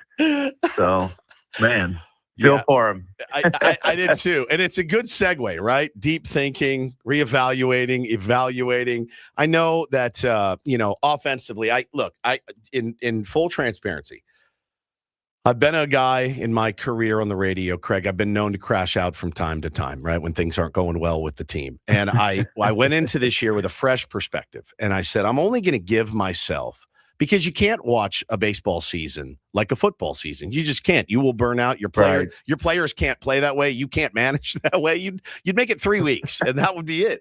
We need to play golf. That's we need right. To play golf. That's right. And I said I'm going to give myself 10 crash outs this year, and I actually had one after the game, the first game against San Francisco, and I used my first one, which I thought not bad. We're 30-plus games in.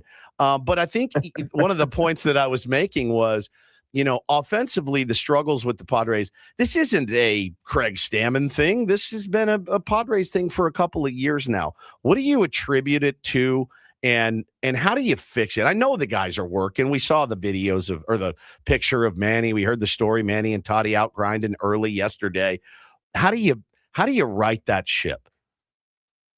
Yeah, we just got to keep at it. It's, there's no secret sauce. Otherwise, we'd have figured it out by now, hopefully. You had a crash out after the first Giants game, and us coaches kind of had our, powwows and, hey, we got to figure this out. What can we try differently? And, we're working behind the scenes as much as we can to, change up any little thing that might get them going. But, the players are working hard and they're going to get going. And the good thing about what we've got going on right now is we're able to win some games, and we don't really have any of our big guns firing on all cylinders, outside of maybe Xander Bogaerts. So, that bodes well for the future. Get these guys going, get them kind of hot at the same time.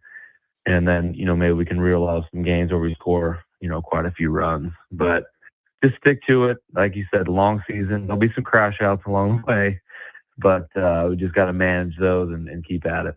I like how you, the skipper, Craig Stammen, calls it a powwow, and I'm calling a full-on crash out after the game. And look, I think fans always want to hear and know that the guys are working. I don't think that's ever in question. And but they spent, obviously you're managing the game last night, so you don't hear the ESPN broadcast. But they did interview you in game, and they only want to talk about one person the entire show, and it's Fernando Tatis Jr. We've done it on this show.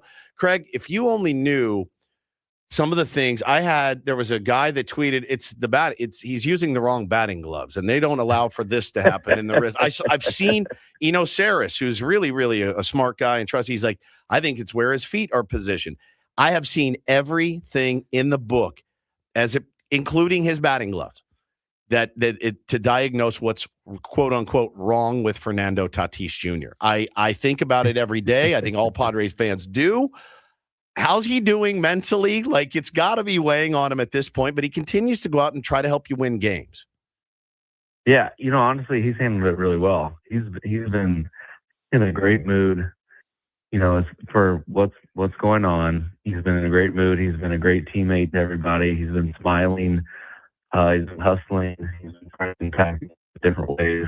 Yeah, really, he's in a slump and he's hitting 260. So, it's not the worst thing in the world that's going on. But, obviously everybody's, hung up on the power and homers and stuff like that. But sure. We're trying to talk him into, hey, be a baseball player. Impact the game any way you can. Eventually you're going to hit a home run. That's just going to happen. And the more you try for it, probably the less it's going to happen. So, we're working with them. We got, coaches working with him. We got, the players are supporting him, patting him on the back. I think that's been the coolest thing that I've seen so far is the rest of the guys have rallied around him a little bit and just got him, feeling good about, hey, we support you, we're there with you, it's going to turn, we're right there with you, don't get down on yourself. Those types of things that make who we have in our clubhouse great team. So we got a bad connection here, Craig. We're going to try. Paulie's going to try you back. We will be back with you in a moment. So, all right, yeah, good answer from the skipper there. I know it's got to be weighing on Fernando Tatis Jr. I think we all feel it. I think it'll be one big collective sigh of relief from the entire city and the fan base and the players on the bench. Everybody will breathe. The manager, the hitting coach, Steven Souza Jr. He's ready to see one go over the fence for sure.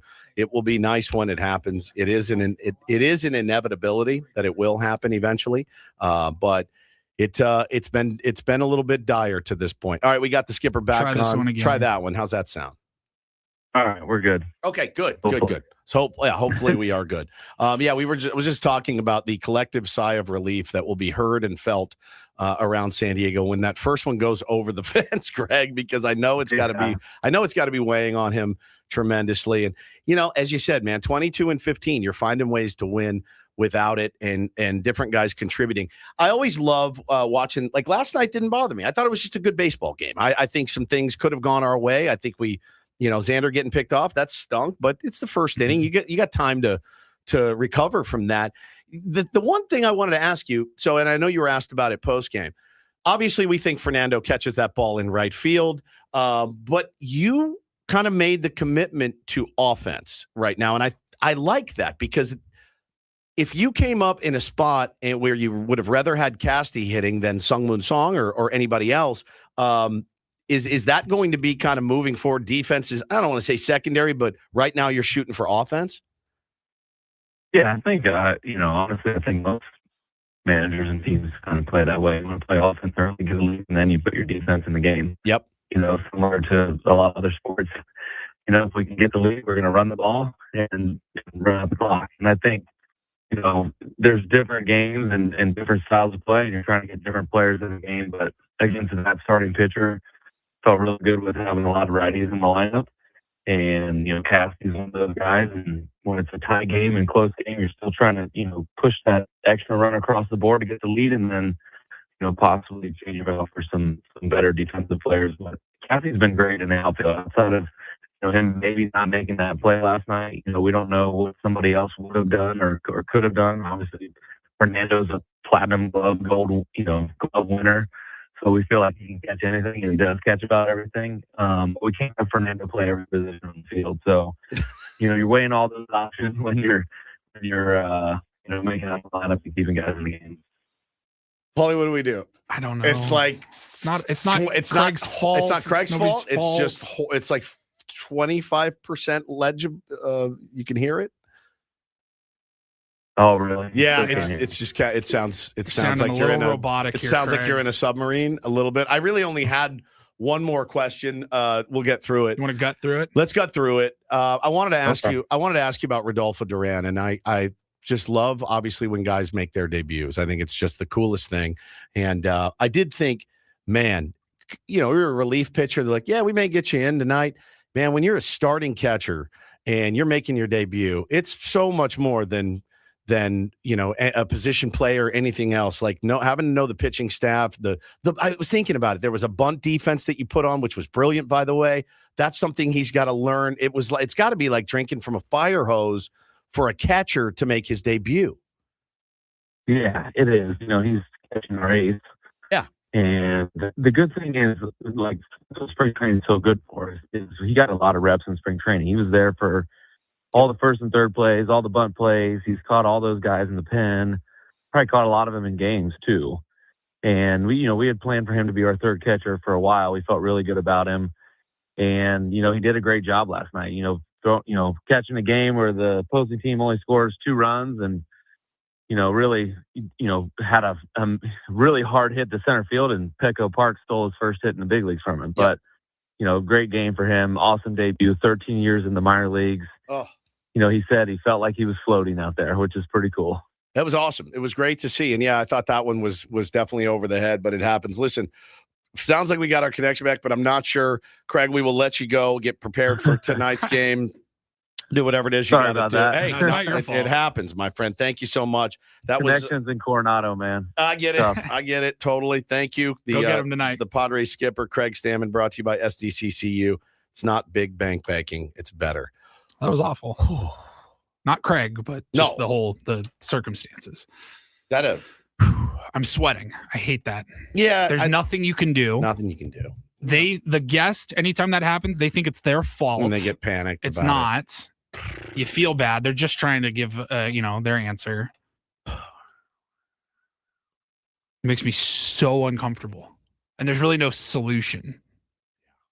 Bummer. Hey, Craig, can you just get in your car, drive a few blocks away, get a better cell reception? Can you make it? Does he have a landline at home? I doubt he does. I don't know anyone. Does with anybody one. have? I don't know landline one anymore? single. I don't even think my parents have a landline anymore. I don't know one single solitary person with a landline. But maybe that's the way, to do it. But holy cow.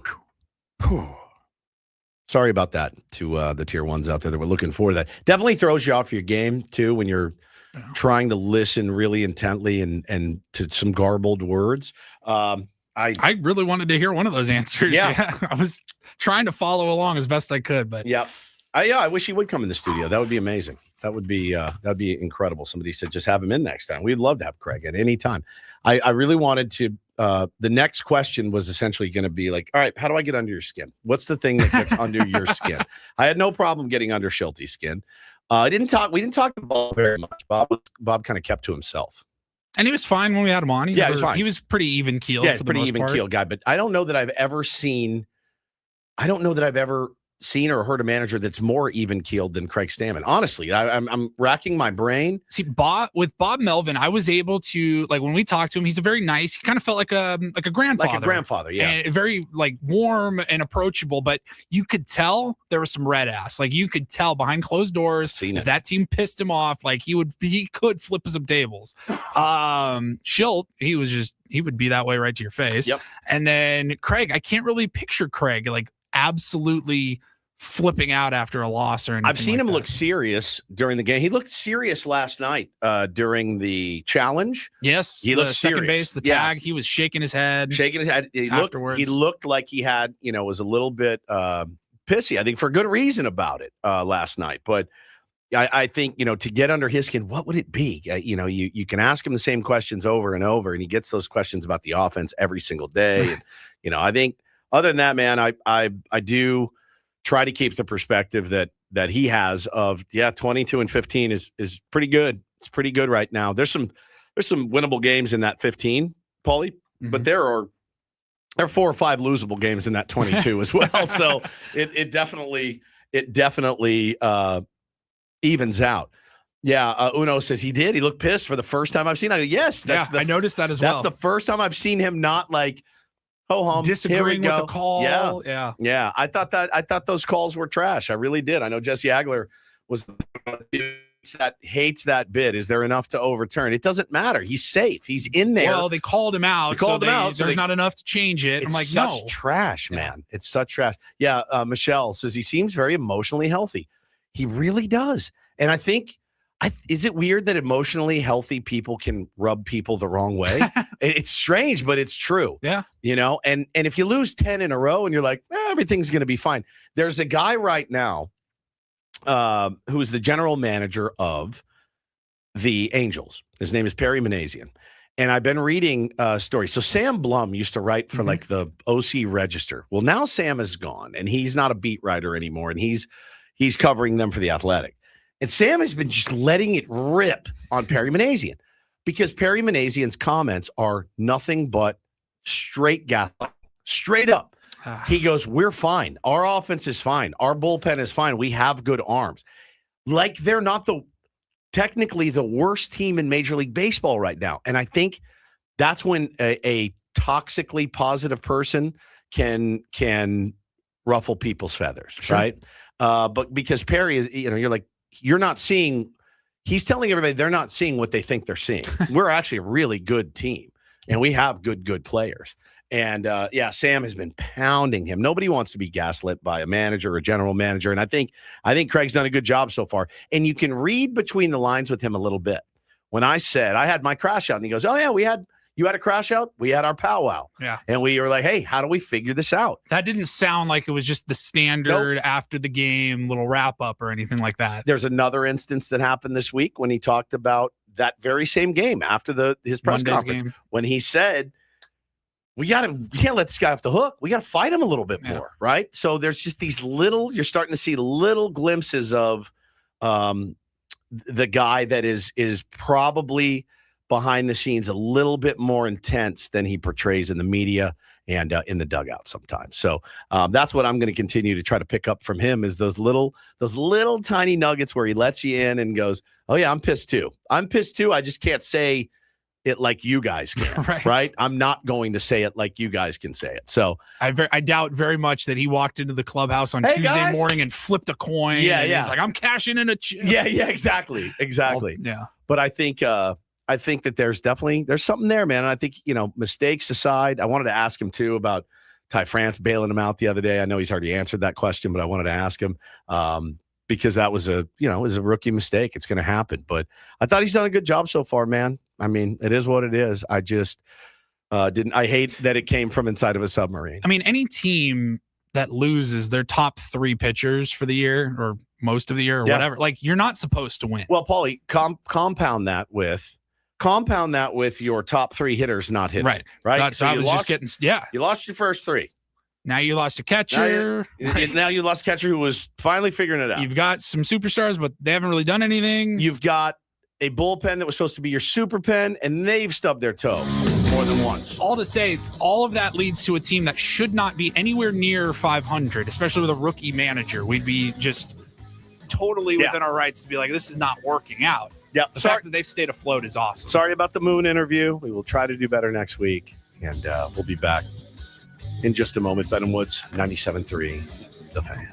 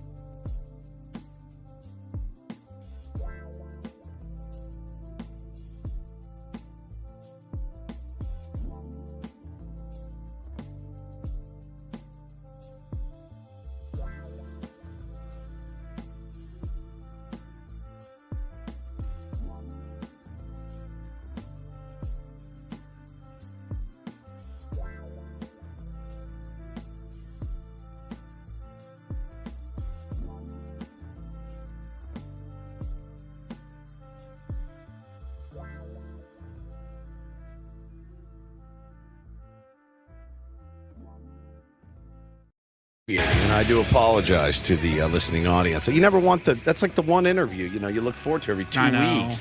And the audio quality was poor.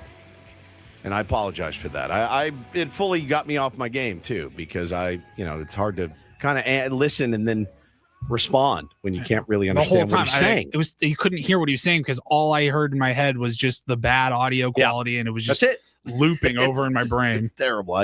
I do apologize. Spending the whole answer going like this. Do we need to pull the plug? Yeah. Can we get through it? Can we get through it? It sucks, man. It sucks. I hate that. I hate that for the Padre fans out there, the tier 1. Sorry about it.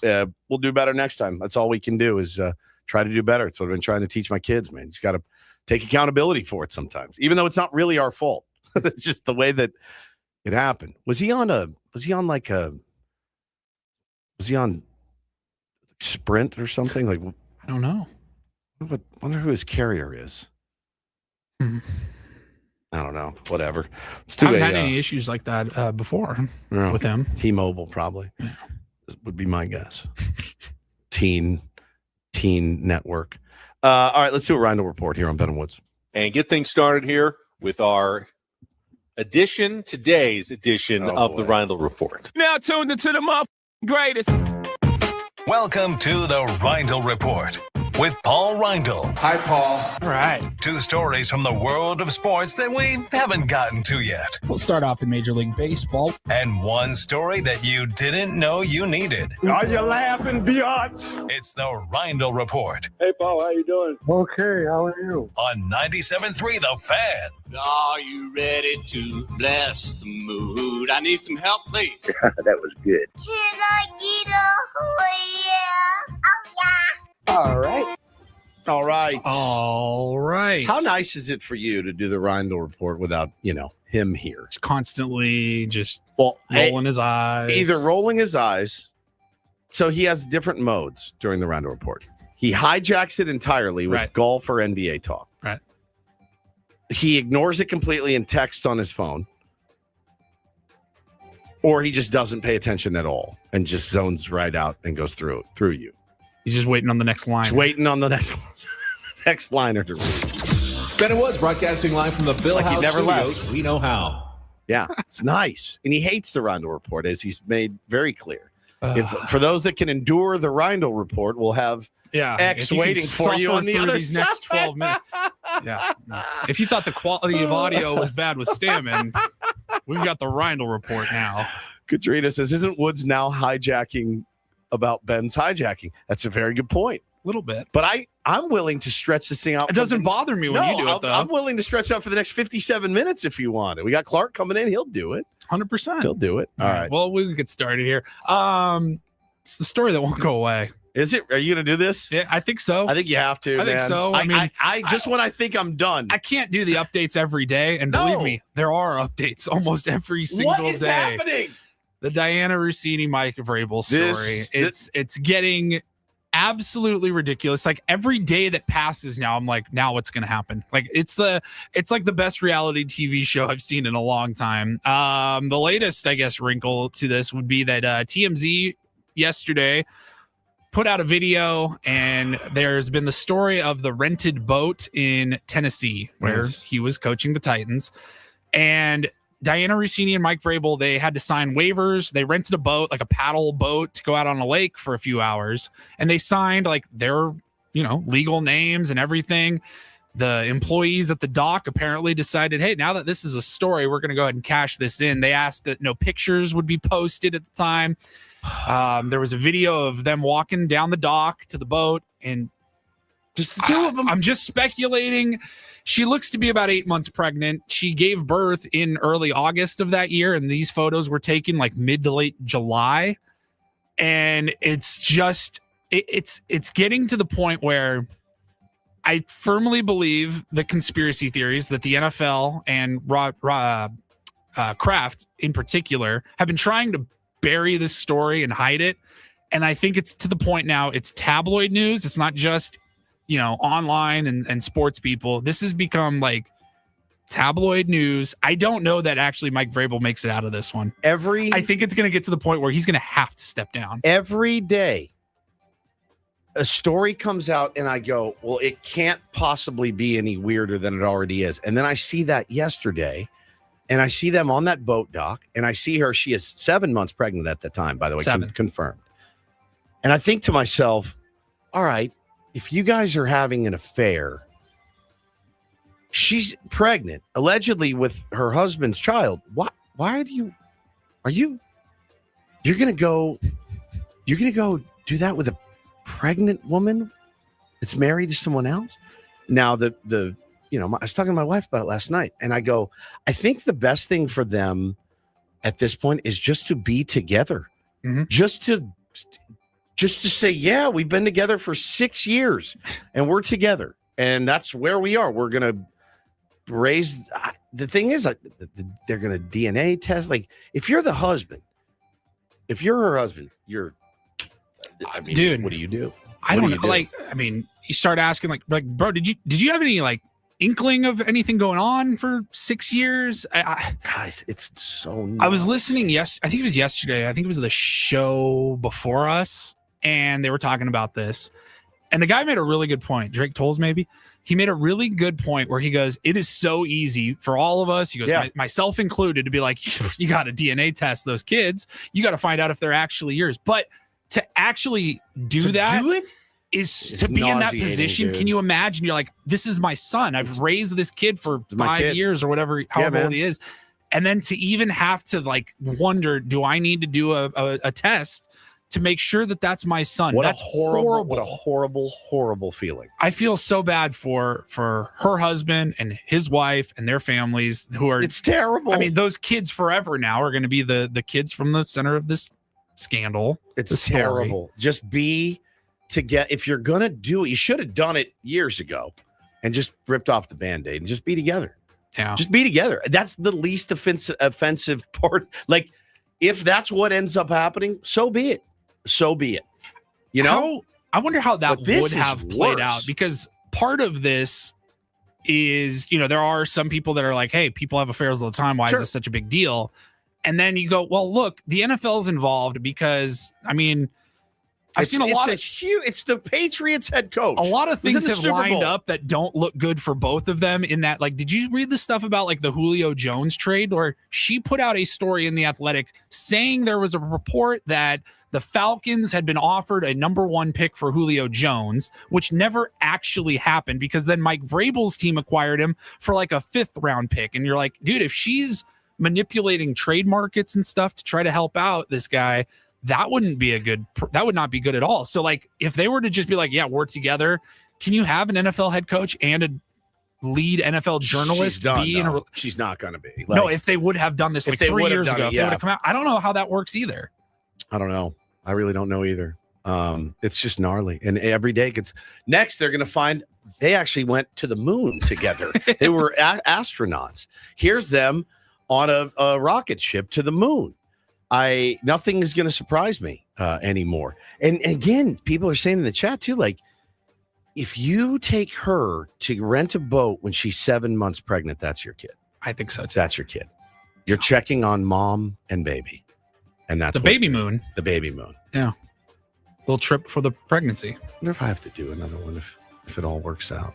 Baby moon? Yeah. Did you do one for Bo and Taylor? I don't remember.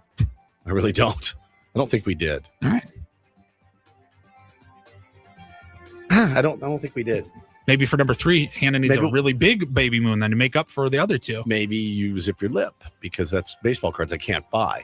Maybe we just rent a boat for a few hours and drive around Coronado and look for Craig Stammen on his cell phone. Mm-hmm. Man, it's such a wild story. Like, I fully expect something else to come out later today or over the weekend. But yeah, for now, that's where we stand. Do you see the burner account potentially? That Vrabel's burner? There's a Vrabel burner account that people are saying was him.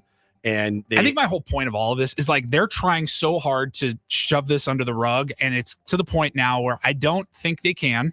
I don't know that Vrabel's just going to be able to be like, yeah, we're not talking about that anymore, especially if more stuff continues to come out. There's a non-zero chance that he has to step down as coach of the Patriots. Crazy. This has become insane. It's crazy. Right, we'll move on. This is also insane. We got the World Cup coming up before too long here, and saw this story on ESPN that if you would like tickets to the finals, Okay. Oh my God. Know a lot of soccer fans. July 19th at MetLife Stadium in Jersey. FIFA has tripled the price of the best available tickets. Now, just not get in the door. These are the best available. You're looking at about $33,000 a seat. Nice. To go to the FIFA World Cup final. And you know, obviously there's no way to determine who's going to be in it right now. You have no idea. You have no idea. I mean, you could expect your team, hey, we're the number one team in the tournament. We absolutely should be there. And you buy your tickets hoping you'll see them there. Not but guarantee. I think you never know.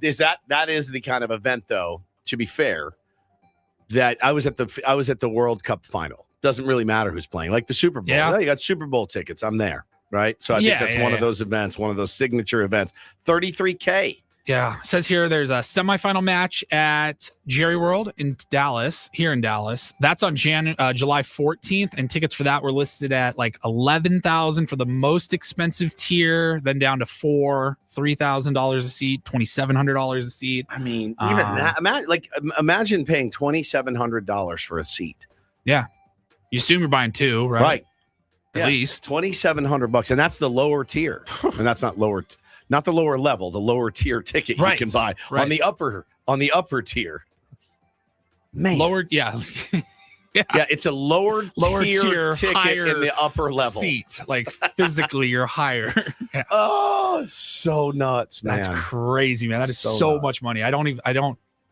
Don't Super Bowl tickets like they're didn't they? I don't want to say they're affordable, but they're not like $34,000. They tripled, right? FIFA tripled them. Yeah. Very cool, guys. Everywhere you turn right now, everything is like double and triple. Everything you do. I saw a movie theater, a ticket to a movie. Now it was IMAX and all that. Yeah, the fancy. It was like $49 after fees and everything. And somebody posted and goes, "What happened? Like what happened? Where did this go wrong, man?"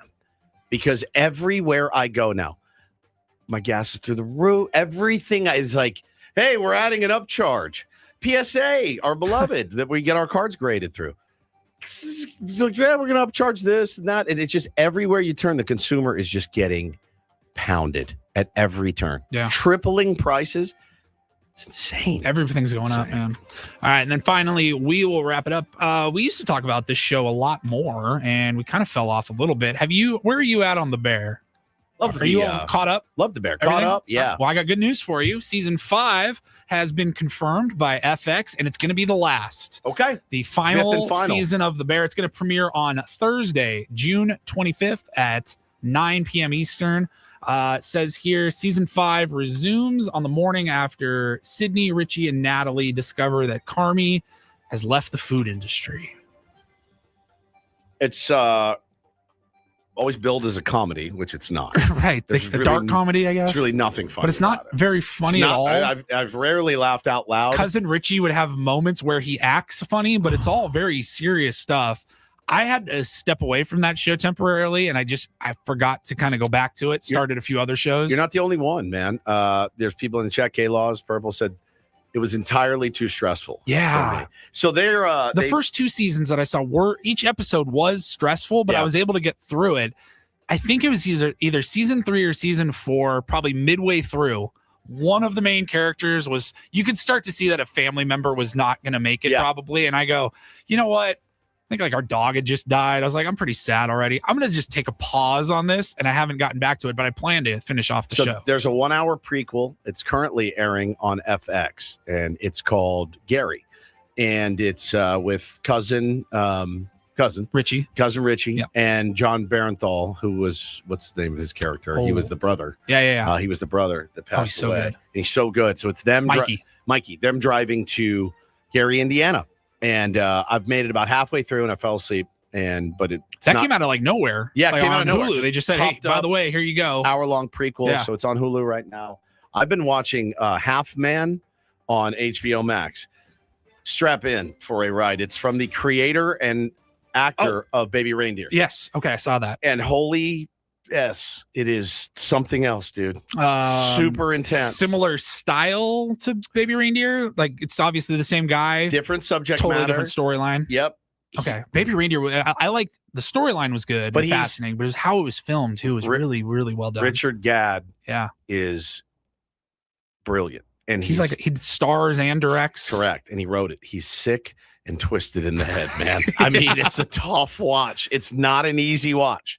It's not Eastbound and Down. You know what I mean? Like it is. Baby Reindeer, if you haven't seen it, that came out probably 2 years ago, and it's about a comedian, but there's really nothing funny about it Not a damn because thing. it's a stalker. It has to do with a stalker. It's riveting. I could not turn it away. He's brilliant. I mean, there's no other way to look at it. He's brilliant, but he is extremely, extremely twisted. All right, we will take a break right now. We got a in-studio guest. He has just arrived, Clark Fahrentholdd from Mad Friars.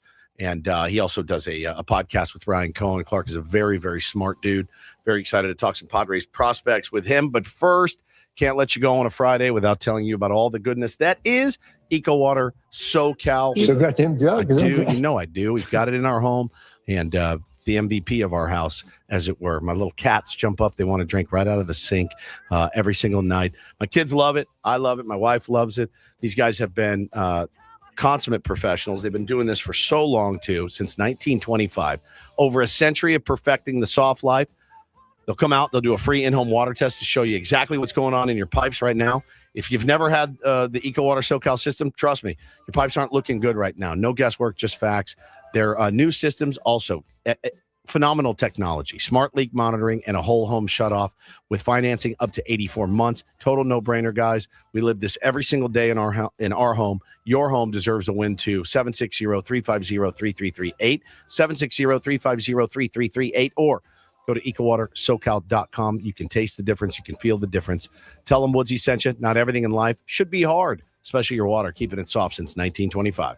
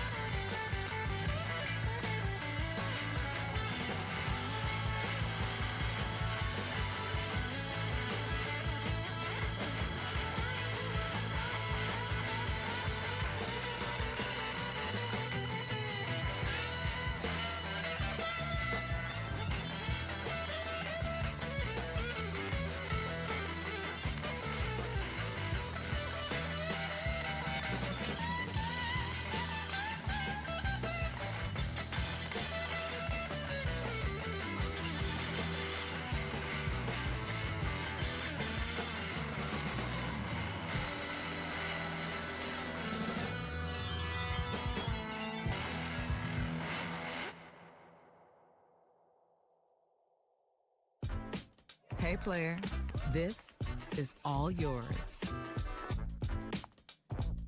This room with this view. This speakeasy with this cocktail. Hey, could you make that too? The spa with this. Ah. And this pool on this roof. This is all for you. The all-new Hamul Casino Resort. Now open.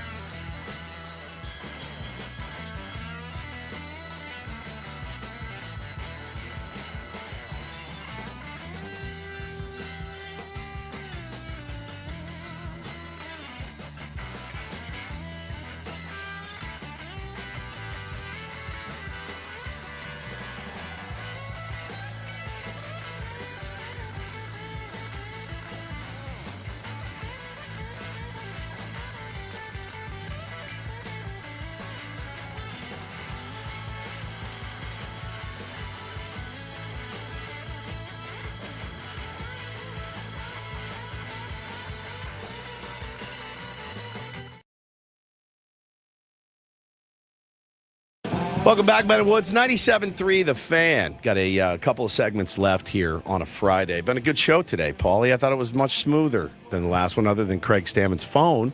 Yeah, everything else has been fun, easy, had a blast. It's been a fun one. Yeah, it has. And hopefully the Tier 1s enjoyed it as well. Excited for our next guest, Clark Fahrentholdd. He is a Padres minor league insider for Mad Friars. And for who else? Are now writing with MLB Pipeline and MLB.com as a social and editorial producer. Just started it up a couple weeks ago, getting into the swing of things, but it's been a boatload of fun so far. So doing, 17, 18-hour days? Yeah, a little bit something like that. But again, when you're sort of watching baseball and, monitoring the minor leagues, it's really not that bad of a gig. You can kind of go ahead and lay your head on the pillow and be like, this was a lot of fun. People do get mad when we complain about this gig at times. They're like, what are you talking baseball, talking, fart games and stuff. And like, you're really going to complain? You're right. You're right. At the end of the day, like, you have to be grateful for what you have. And like, you're watching baseball and that's what you love to cover.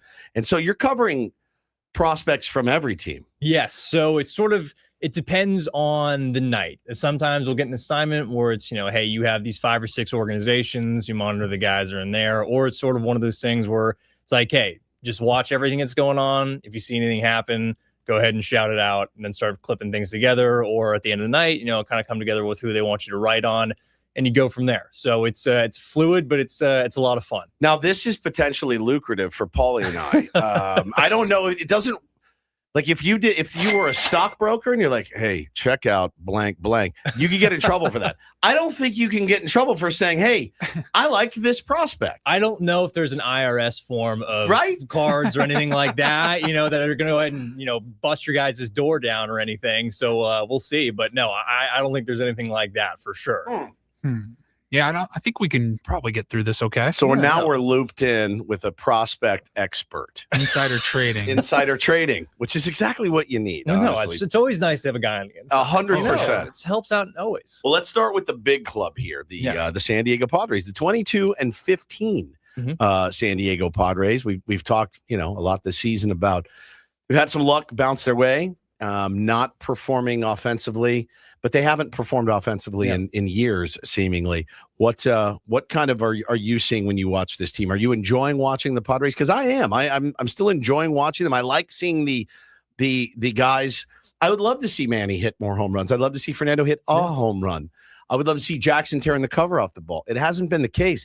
They should be 15-22. They're 22-15. I'm trying to find a lot of happiness in that. Yeah, look, I think I won't be one who complains about winning, I think, at any point. I do agree, though, yes. I think watching the offense, especially early in the game, has been frustrating throughout the season. They've been one of the better, if not one of the best high-leverage teams in baseball when it comes to, hey, you're in the seventh inning, you're either trailing by 1 or 2. They've been fantastic in those spots. If you look at the batted ball data, they're not pulling the ball in the air enough. You'd like to see that a little bit more. I think, though, hard hit rate rise. I think that's been the sort of trigger word early on here. They've done an exceptional job at that. Big player last night on the ESPN broadcast. They were huge into the hard hit rate of Fernando Tatis Jr. Yeah, and I think overall the bullpen on the back end on that side maybe hasn't been as strong stranglehold as maybe you would have thought it would have been coming into the season. That said, I still think they've been one of the best units in baseball. Starting pitching, I will say, for guys like Walker Buehler and Germán Marquez, now they both had clunkers in there for sure at some point or another, but I think they've done a good job of keeping you afloat in games of which they start. Specifically, I feel like Buehler more than anything else. And I think the offense has done a good enough job in those games of which they start in providing sort of the run support that they need. So I sort of come into the mindset that if San Diego gets 5 innings of ball from Walker Buehler or Germán Marquez or Matt Waldron, and they hold them to 4 or 5 runs in their start, that's realistically a game I feel like you should win 80% of the time. And I'd have to go back and check the numbers, but I feel like they've done a pretty good job on that end. I think, last night, Michael King looked the best that he had all season. Phenomenal. The sweeper had really good horizontal movement on it. The changeup, I know Alec Burleson got him, but really I think that was his best start of the season. So I think that's a building block moving forward. But yeah, I think it's fair to have frustrations with how the offense has kind of looked, especially early in games. But I still think stars at some point are going to be stars. That has to happen. There's only so many times you can hit a ball hard without things happening. And I know at this point we're at beyond a month sample size, but I'm still a believer that Fernando will figure it out, that Jackson will turn the Jets on. And, even for Manny, who it's been a slower start, I still feel like that's going to kick up for him at some point. Yeah, watching Manny, it's funny, man. Manny is my favorite player, and I don't even think I've mentioned his name 3 times this season, right? Like, I'm certainly not defending him on Twitter. There's nothing to defend. Defense has been pretty good. You still feel pretty comfortable when they hit it down there. He'll boot one from time to time, though. And with him, though, I think, I watched that AB last night. I'm like, that's a damn good AB, man. It's an 8-pitch walk. It's 8 pitches. The guy behind you got to see, and you earned your way on base. He has been doing that a little bit better. There's little tiny bright spots in each of these guys and what they're doing. And that gives me hope that they will bust out of it at some point. I want to talk about the bullpen too. Again, we love to before the season go, well, I mean, obviously everybody's going to do exactly what they did and better last year. Mason Miller's the only one that's done that really. Morahone, I still, again, a guy that when they put him in, I'm like, oh, good. Yeah. Like he's in. I love that. I know he's got it in him to be great. We saw it last year. Anybody in the bullpen surprising you right now? Yeah, surprising. Let me just kind of go through that. Good or bad? Good or bad. I don't think surprised because I saw it so much in the minors. I think you saw it last year too. Bradley Rodriguez, I know he gave up the run last night, but he's been, I think, fantastic. He's minimized hard contact. I mean, you saw it in the opening start that he had against San Francisco. It was about 6 or 7 pitches total on that. Yep. Still a rookie. Right. I still don't think he has surrendered a barrel this season, I want to say. That ball that Jordan Walker hit last night, I don't think would have registered. It was hard hit. It was 96.5. Yeah, I thought that was going out. I kind of did too. It was hooking the way that it was, and the fans kind of in the left field corner looking up at it. But I think he's been a even more pleasant surprise. I think he can continue to see more high leverage innings as the year sort of rolls along. I think Estrada, That's been sort of the name. Obviously, early on, the velocity was down. It's good to see the velocity was back up a little bit, seeing more 96, 97. Where does he need to be to where you're 100% comfortable? Is it 98, 99? I think Estrada needs to be around that 97, 98. Again, the fastball has had exceptional ride the entire time he's been up. You see the 18, 19, 20 inches of induced vertical break.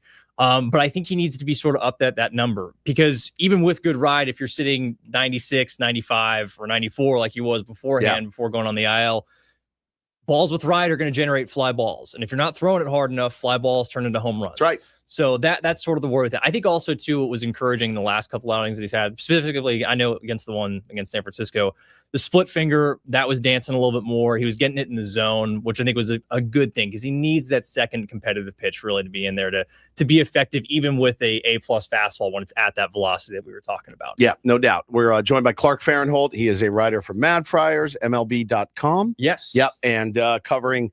He's really good, man. Obviously, he knows what he's talking about more so than the two guys sitting in here. That's for sure. I love having him in because it always makes me feel dumb, but I don't care about Fine by that. I am absolutely fine with it. Let's talk some prospects, man, because every single freaking year, man, you go to Twitter, you're like, ha ha, Padres emptied their farm. They've got nobody. They're going to be terrible. And about 3 weeks into the season, you start saying, oh, who's this guy? Who's this dude throwing 98? Mm-hmm. Who's this guy that's, playing ridiculous shortstop and Jorge Quintana? And, who's Ethan Salas. I remember him ripping the cover off the ball. Duran. Yeah, Ryan Weideman just out of nowhere. Like, all of these guys are getting some national publicity, not just from the local homers like us and guys like you that watch them all the time. National stuff, Baseball America's list, hottest prospects in baseball. Here we go again, AJ Preller. Yeah. Look, I think there's been some really encouraging starts to the year for several guys throughout the organization. I think I would be remiss if we didn't talk about or bring up Ethan Salas first. 100%. I think Ethan, for me, on a personal level, I'm just happy for him. Us too. I think for a lot of people, I'm sure throughout the organization, that is the mindset. He, from my understanding, during all of last season when he was hurt, watched a ton of film, was tracking balls, clearly came into spring training, seemed very confident in the work that was put in, and he's just taken off. And I think it's a great reminder, too, that player development isn't linear. Right. Like there is no point A to point B. It sometimes takes time. It sometimes just takes things for it to click. And for Salas, that's happened so far, right? Well, and the not having a broken back anymore certainly helps. Shocking. Right. That helps. That does seem to help. But he's sporting an 18% barrel rate right now at AA. The other day, he recorded his new max exit velocity at 112. 112. And that's what big boy stuff. To put that into context, I mean, I think Freddie Fermin's hardest hit ball as a catcher is 108. He's already had a couple 110s. Now he's at 112. Along with that, his hard hit rate's up to 52% right now, which when he was in Fort Wayne, the last time you saw him a full season was around 33%. We said barrel rate was 18%? 18% right Where now. are guys typically at that level? Not there. I think to pull exactly where guys are at AA, the number, he's probably a couple of standard deviations ahead, especially at his age from where he's at as a 19-year-old. So the fact that he's hovering around that number, making as loud of contact that he is, it's really cool to see, and it's a great development for San Diego as an organization. Well, surely with all of that offensive output, his defense has certainly suffered in the minor leagues, right? No, I mean, I'm seeing this guy. I'm seeing this guy look like a total stud, like a total package. No. And again, it's early and it's smallish sample size, but he's on the track. No, it's never been a question with Ethan about the defensive side, and you can see how much he commands a staff, his understanding, ability to cut down base runners, his blocking, his framing. I know some stuff people say, hey, it's not as important frame anymore, but you only get 2 challenges a game. That's right. He's going to pull in strikes and he'll make umpires think, and that's going to play to an advantage no matter what. I even think unless they start going to you get 10 challenges a game, you only get 2 right now. So it's still going to play a factor. So now that you're combining very good batted ball data, which again, I think the last time we talked, I sort of brought that up. Going the last 2 seasons, even with the injury, he's sporting around an 86% in-zone contact rate. He's around 85 right now. So he's combined now good bat-to-ball skills with batted ball data that shows, okay, he can be a plus hitter, it seems like. The real deal, man. Talking to Clark Fahrentholdd here. He's a writer for Mad Friars and MLB.com. And Clark, give us a couple other names. And now, the one thing we always ask our Mad Friars guys, right? Mm-hmm. Like Campy goes down. Yeah. No problem. Rodolfo Duran comes up. Yeah. Looks pretty good. Pretty good. Got some high praise from Michael King. The next guy goes down, an outfielder. Cassidy pulls up with a hammy. Mm-hmm. Is there anybody down that is ready to make that jump now? Yeah, I think if you were to have an outfielder get hurt, that'd probably be Jace Bowen. We saw him a lot, obviously, in the spring. He's another guy who the batted ball data was great in spring training and has stayed really solid with El Paso. He is a guy, too, that left the Pirates organization because he hated the organization. He goes, I signed here as a minor league free agent because I wanted to go to a winning organization and a winning culture. And he's delivering, right? I think he hit his 8th bomb last night. Yeah. What's he like as a player? Yeah, look, Bowen is a favorite word of scouts and myself, toolsy. He's very toolsy. Yeah. I think that's what pops up. He's a good runner, a good defender in center field. The bat has plenty of power, plenty of pop. I want to say max EV might be, I think it's 113 or something like that this season. He definitely can step on. I think it was 114.6 in the spring. That's pretty good. And now people can say it's a PCL, it's El Paso, but that's going to translate probably to the majors as well. The thing is with Bowen, at least on the hitting side, that would be the concern is that for all the hard hits, all the barrels that you can get, there is a fair amount of chase and swing and miss. Sure. I think the last time I had checked, the K rate was above 30%. I want to say the chase rate was pretty well below league average in the terms of standards. So is Murakami's at this point, right? Yeah, I mean, so like you take the good with the bad. Yeah, you'll take the good with the bad, but he's someone who I think based off the defense and the tools and what you can see at the bat and just at the plate, he's someone who I think, if you had someone get injured, you would feel comfortable with putting Jace Bowen up there because I think he's shown you enough in the spring and also now shown you enough in El Paso with AAA. Now, what about arms? What about arms in the minor leagues? I know you you're high on Tucker Musgrove. Tucker Musgrove seen that a lot. I know our buddy Tommy was tweeting about a kid last night, Johan Moreno. First time Tommy says the first time I've heard of him was touching 98 with a nice breaking ball, struck out 4 in a row. They develop these guys, and these guys come up and show up out of nowhere. No, Moreno's a guy who, he's had some standout showing so far in San Antonio. He made some appearances last year at the Arizona Fall League. He was out there. The fastball, sinker can really stand out. But the thing is, too, is a breaking ball sort of the bread and butter. I think that's sort of honestly his best pitch. His development has been nice for the organization. He's someone else who gives you, again, more of that bullpen depth if you need it. I don't know if he'd be the first name that they draw on. You have the Garrett Hawkins of the world. Yeah, Velo's back up for him. Velo's back up. He was around 95 last time. Again, he's very over the top, so you're going to see those 20, 21 inches of induced vertical break. David Morgan, I still really like. Yep. Obviously, I think it was a question of command, wasn't zoning pitches enough. Fastball, sinker, curveball, slider, still a really good pitch mix. I think for him, it's just refining things right now down there with El Paso. But yeah, Hawkins has been someone for sure. Moreno, someone. Musgrove, you touched on him there a second. Yep. I had a chance to see him in Fort Wayne when I was out there at Summit City.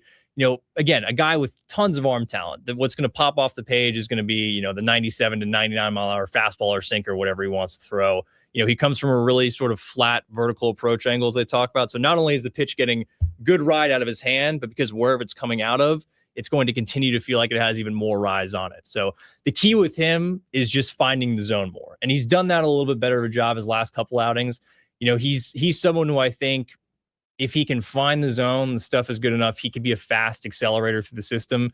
He's also a card collector guy himself. He's a card guy? He's a card guy. He loves to pull cards. He's one of those guys that loves one to of do us. it. So there you go. He is one of such good stuff, Clark, man. Thanks. You want to hang out for the last segment? Yeah, real quick. I want to ask you about, just quickly before we go to the break, 2 guys that we expect on the big league roster. Well, we're going to see one of them tonight. What did you learn from Griffin Canning's debut last week and what you saw with him as he was ramping up, and any updates on Giolito? Yeah, so with Giolito, last time that I'd seen him pitch, which was just the other day in San Antonio, did get hit hard. The fastball was sitting around 91 to 93. I think that's a case, though, this is still maybe a little bit of his spring training. He's still trying to build up. I don't know if guys are necessarily going to go out there and immediately start trying to just pump max velocities that they can when they're still rehabbing and everything. Along with that, You said it with Ryan, the second name you said with Griffin Canning. Yeah. Look, I think Canning, that was a really encouraging outing. I think when he was in AAA, the stuff had looked good. Again, you kind of have to take everything with a grain of salt when he's making a home start in El Paso, just because you're going to have effects of the elevation. But the changeup is a legit offering. I mean, anytime you're throwing like a 91, 92 mile an hour changeup and it's getting around, 18, 19 inches of horizontal break, nasty. I think that's a really plus pitch to throw. The sweepers, the slight breaking ball, I should say, is nice. The fastball is a really solid offering. Again, if he's zoning stuff, the stuff is good enough for him to be able to be a really effective, I think, 3 or 4 starter for you guys. Sure. and Nice. Give innings. Hell yeah. All right, good stuff, man. We will be back, Ben and Woods, final segment of a Friday. And we can ask him about, Weideman, Schoolcraft. There's people in the chat weighing in. We'll finish up with Clark. Spin the topic wheel a couple times. Get out of here. Yeah. All right. Be right back. Ben and Woods, 97.3 The Fan.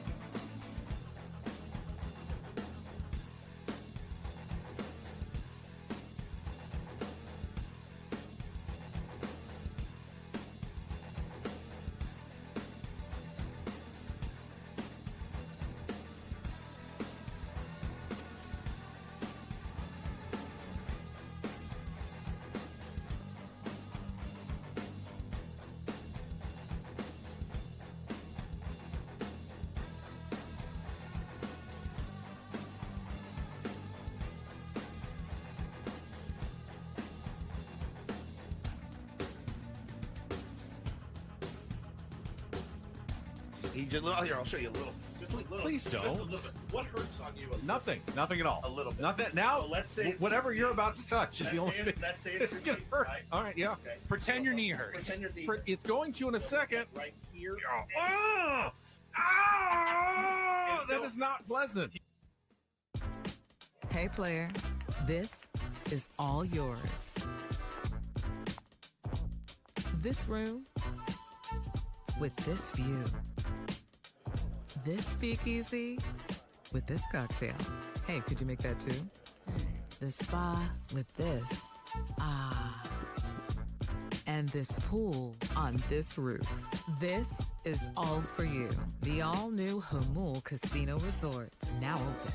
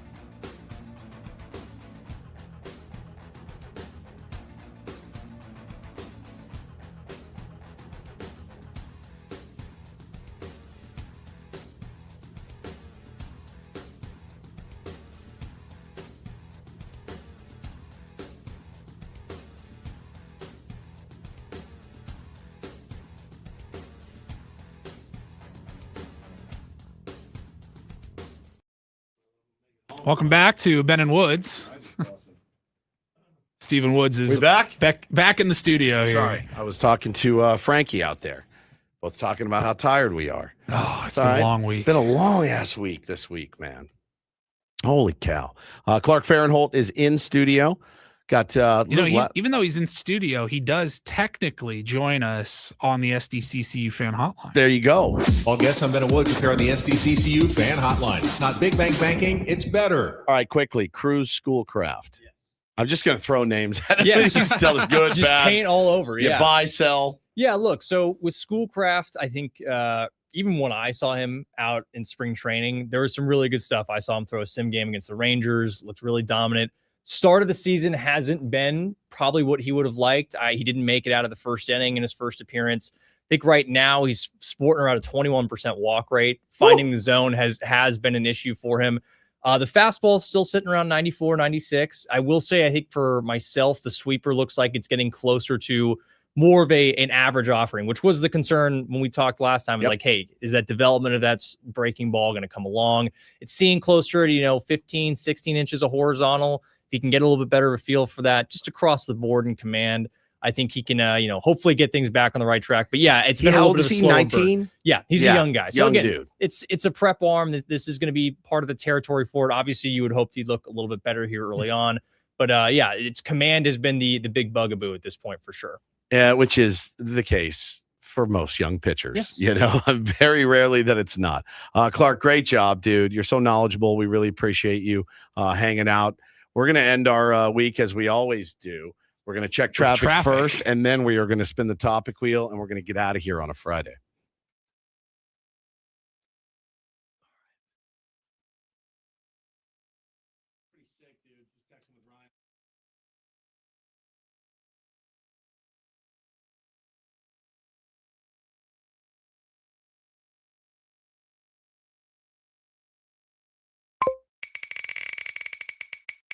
All right, let's see what the topic wheel has what does for it have us for today. us? Ooh.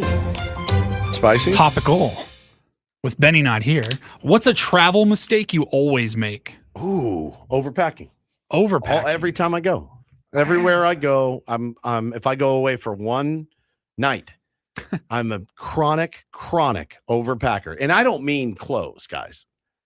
I mean, like if I'm going to, for example, I'm going to go see a concert at Pappy and Harriet's in a few weeks.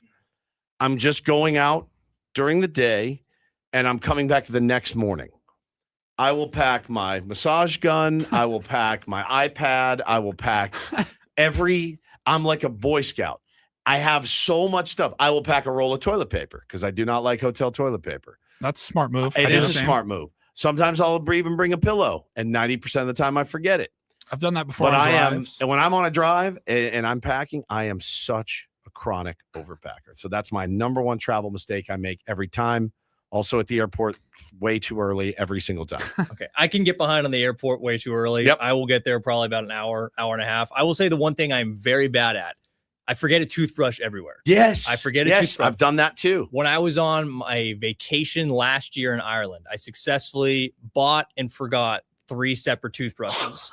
When I was going to every little small market like, hey, I need a toothbrush. So that sort of became the running joke among my family for the time that I was just forgetting one after another. At every hotel you would stay at, so you just leave it behind. Yeah, I just don't know how it didn't click in my brain after, maybe the first one to say, hey, let's go ahead and hold on to that thing, put it somewhere safe. But yeah, that's definitely, I would say maybe for me, forgetting the toothbrush is a bad sense. Yeah, there's always a toiletry or something that always. I forget. Have to go make a trip, whether it's to the grocery store or if you just got to run down to the sundry part of the hotel.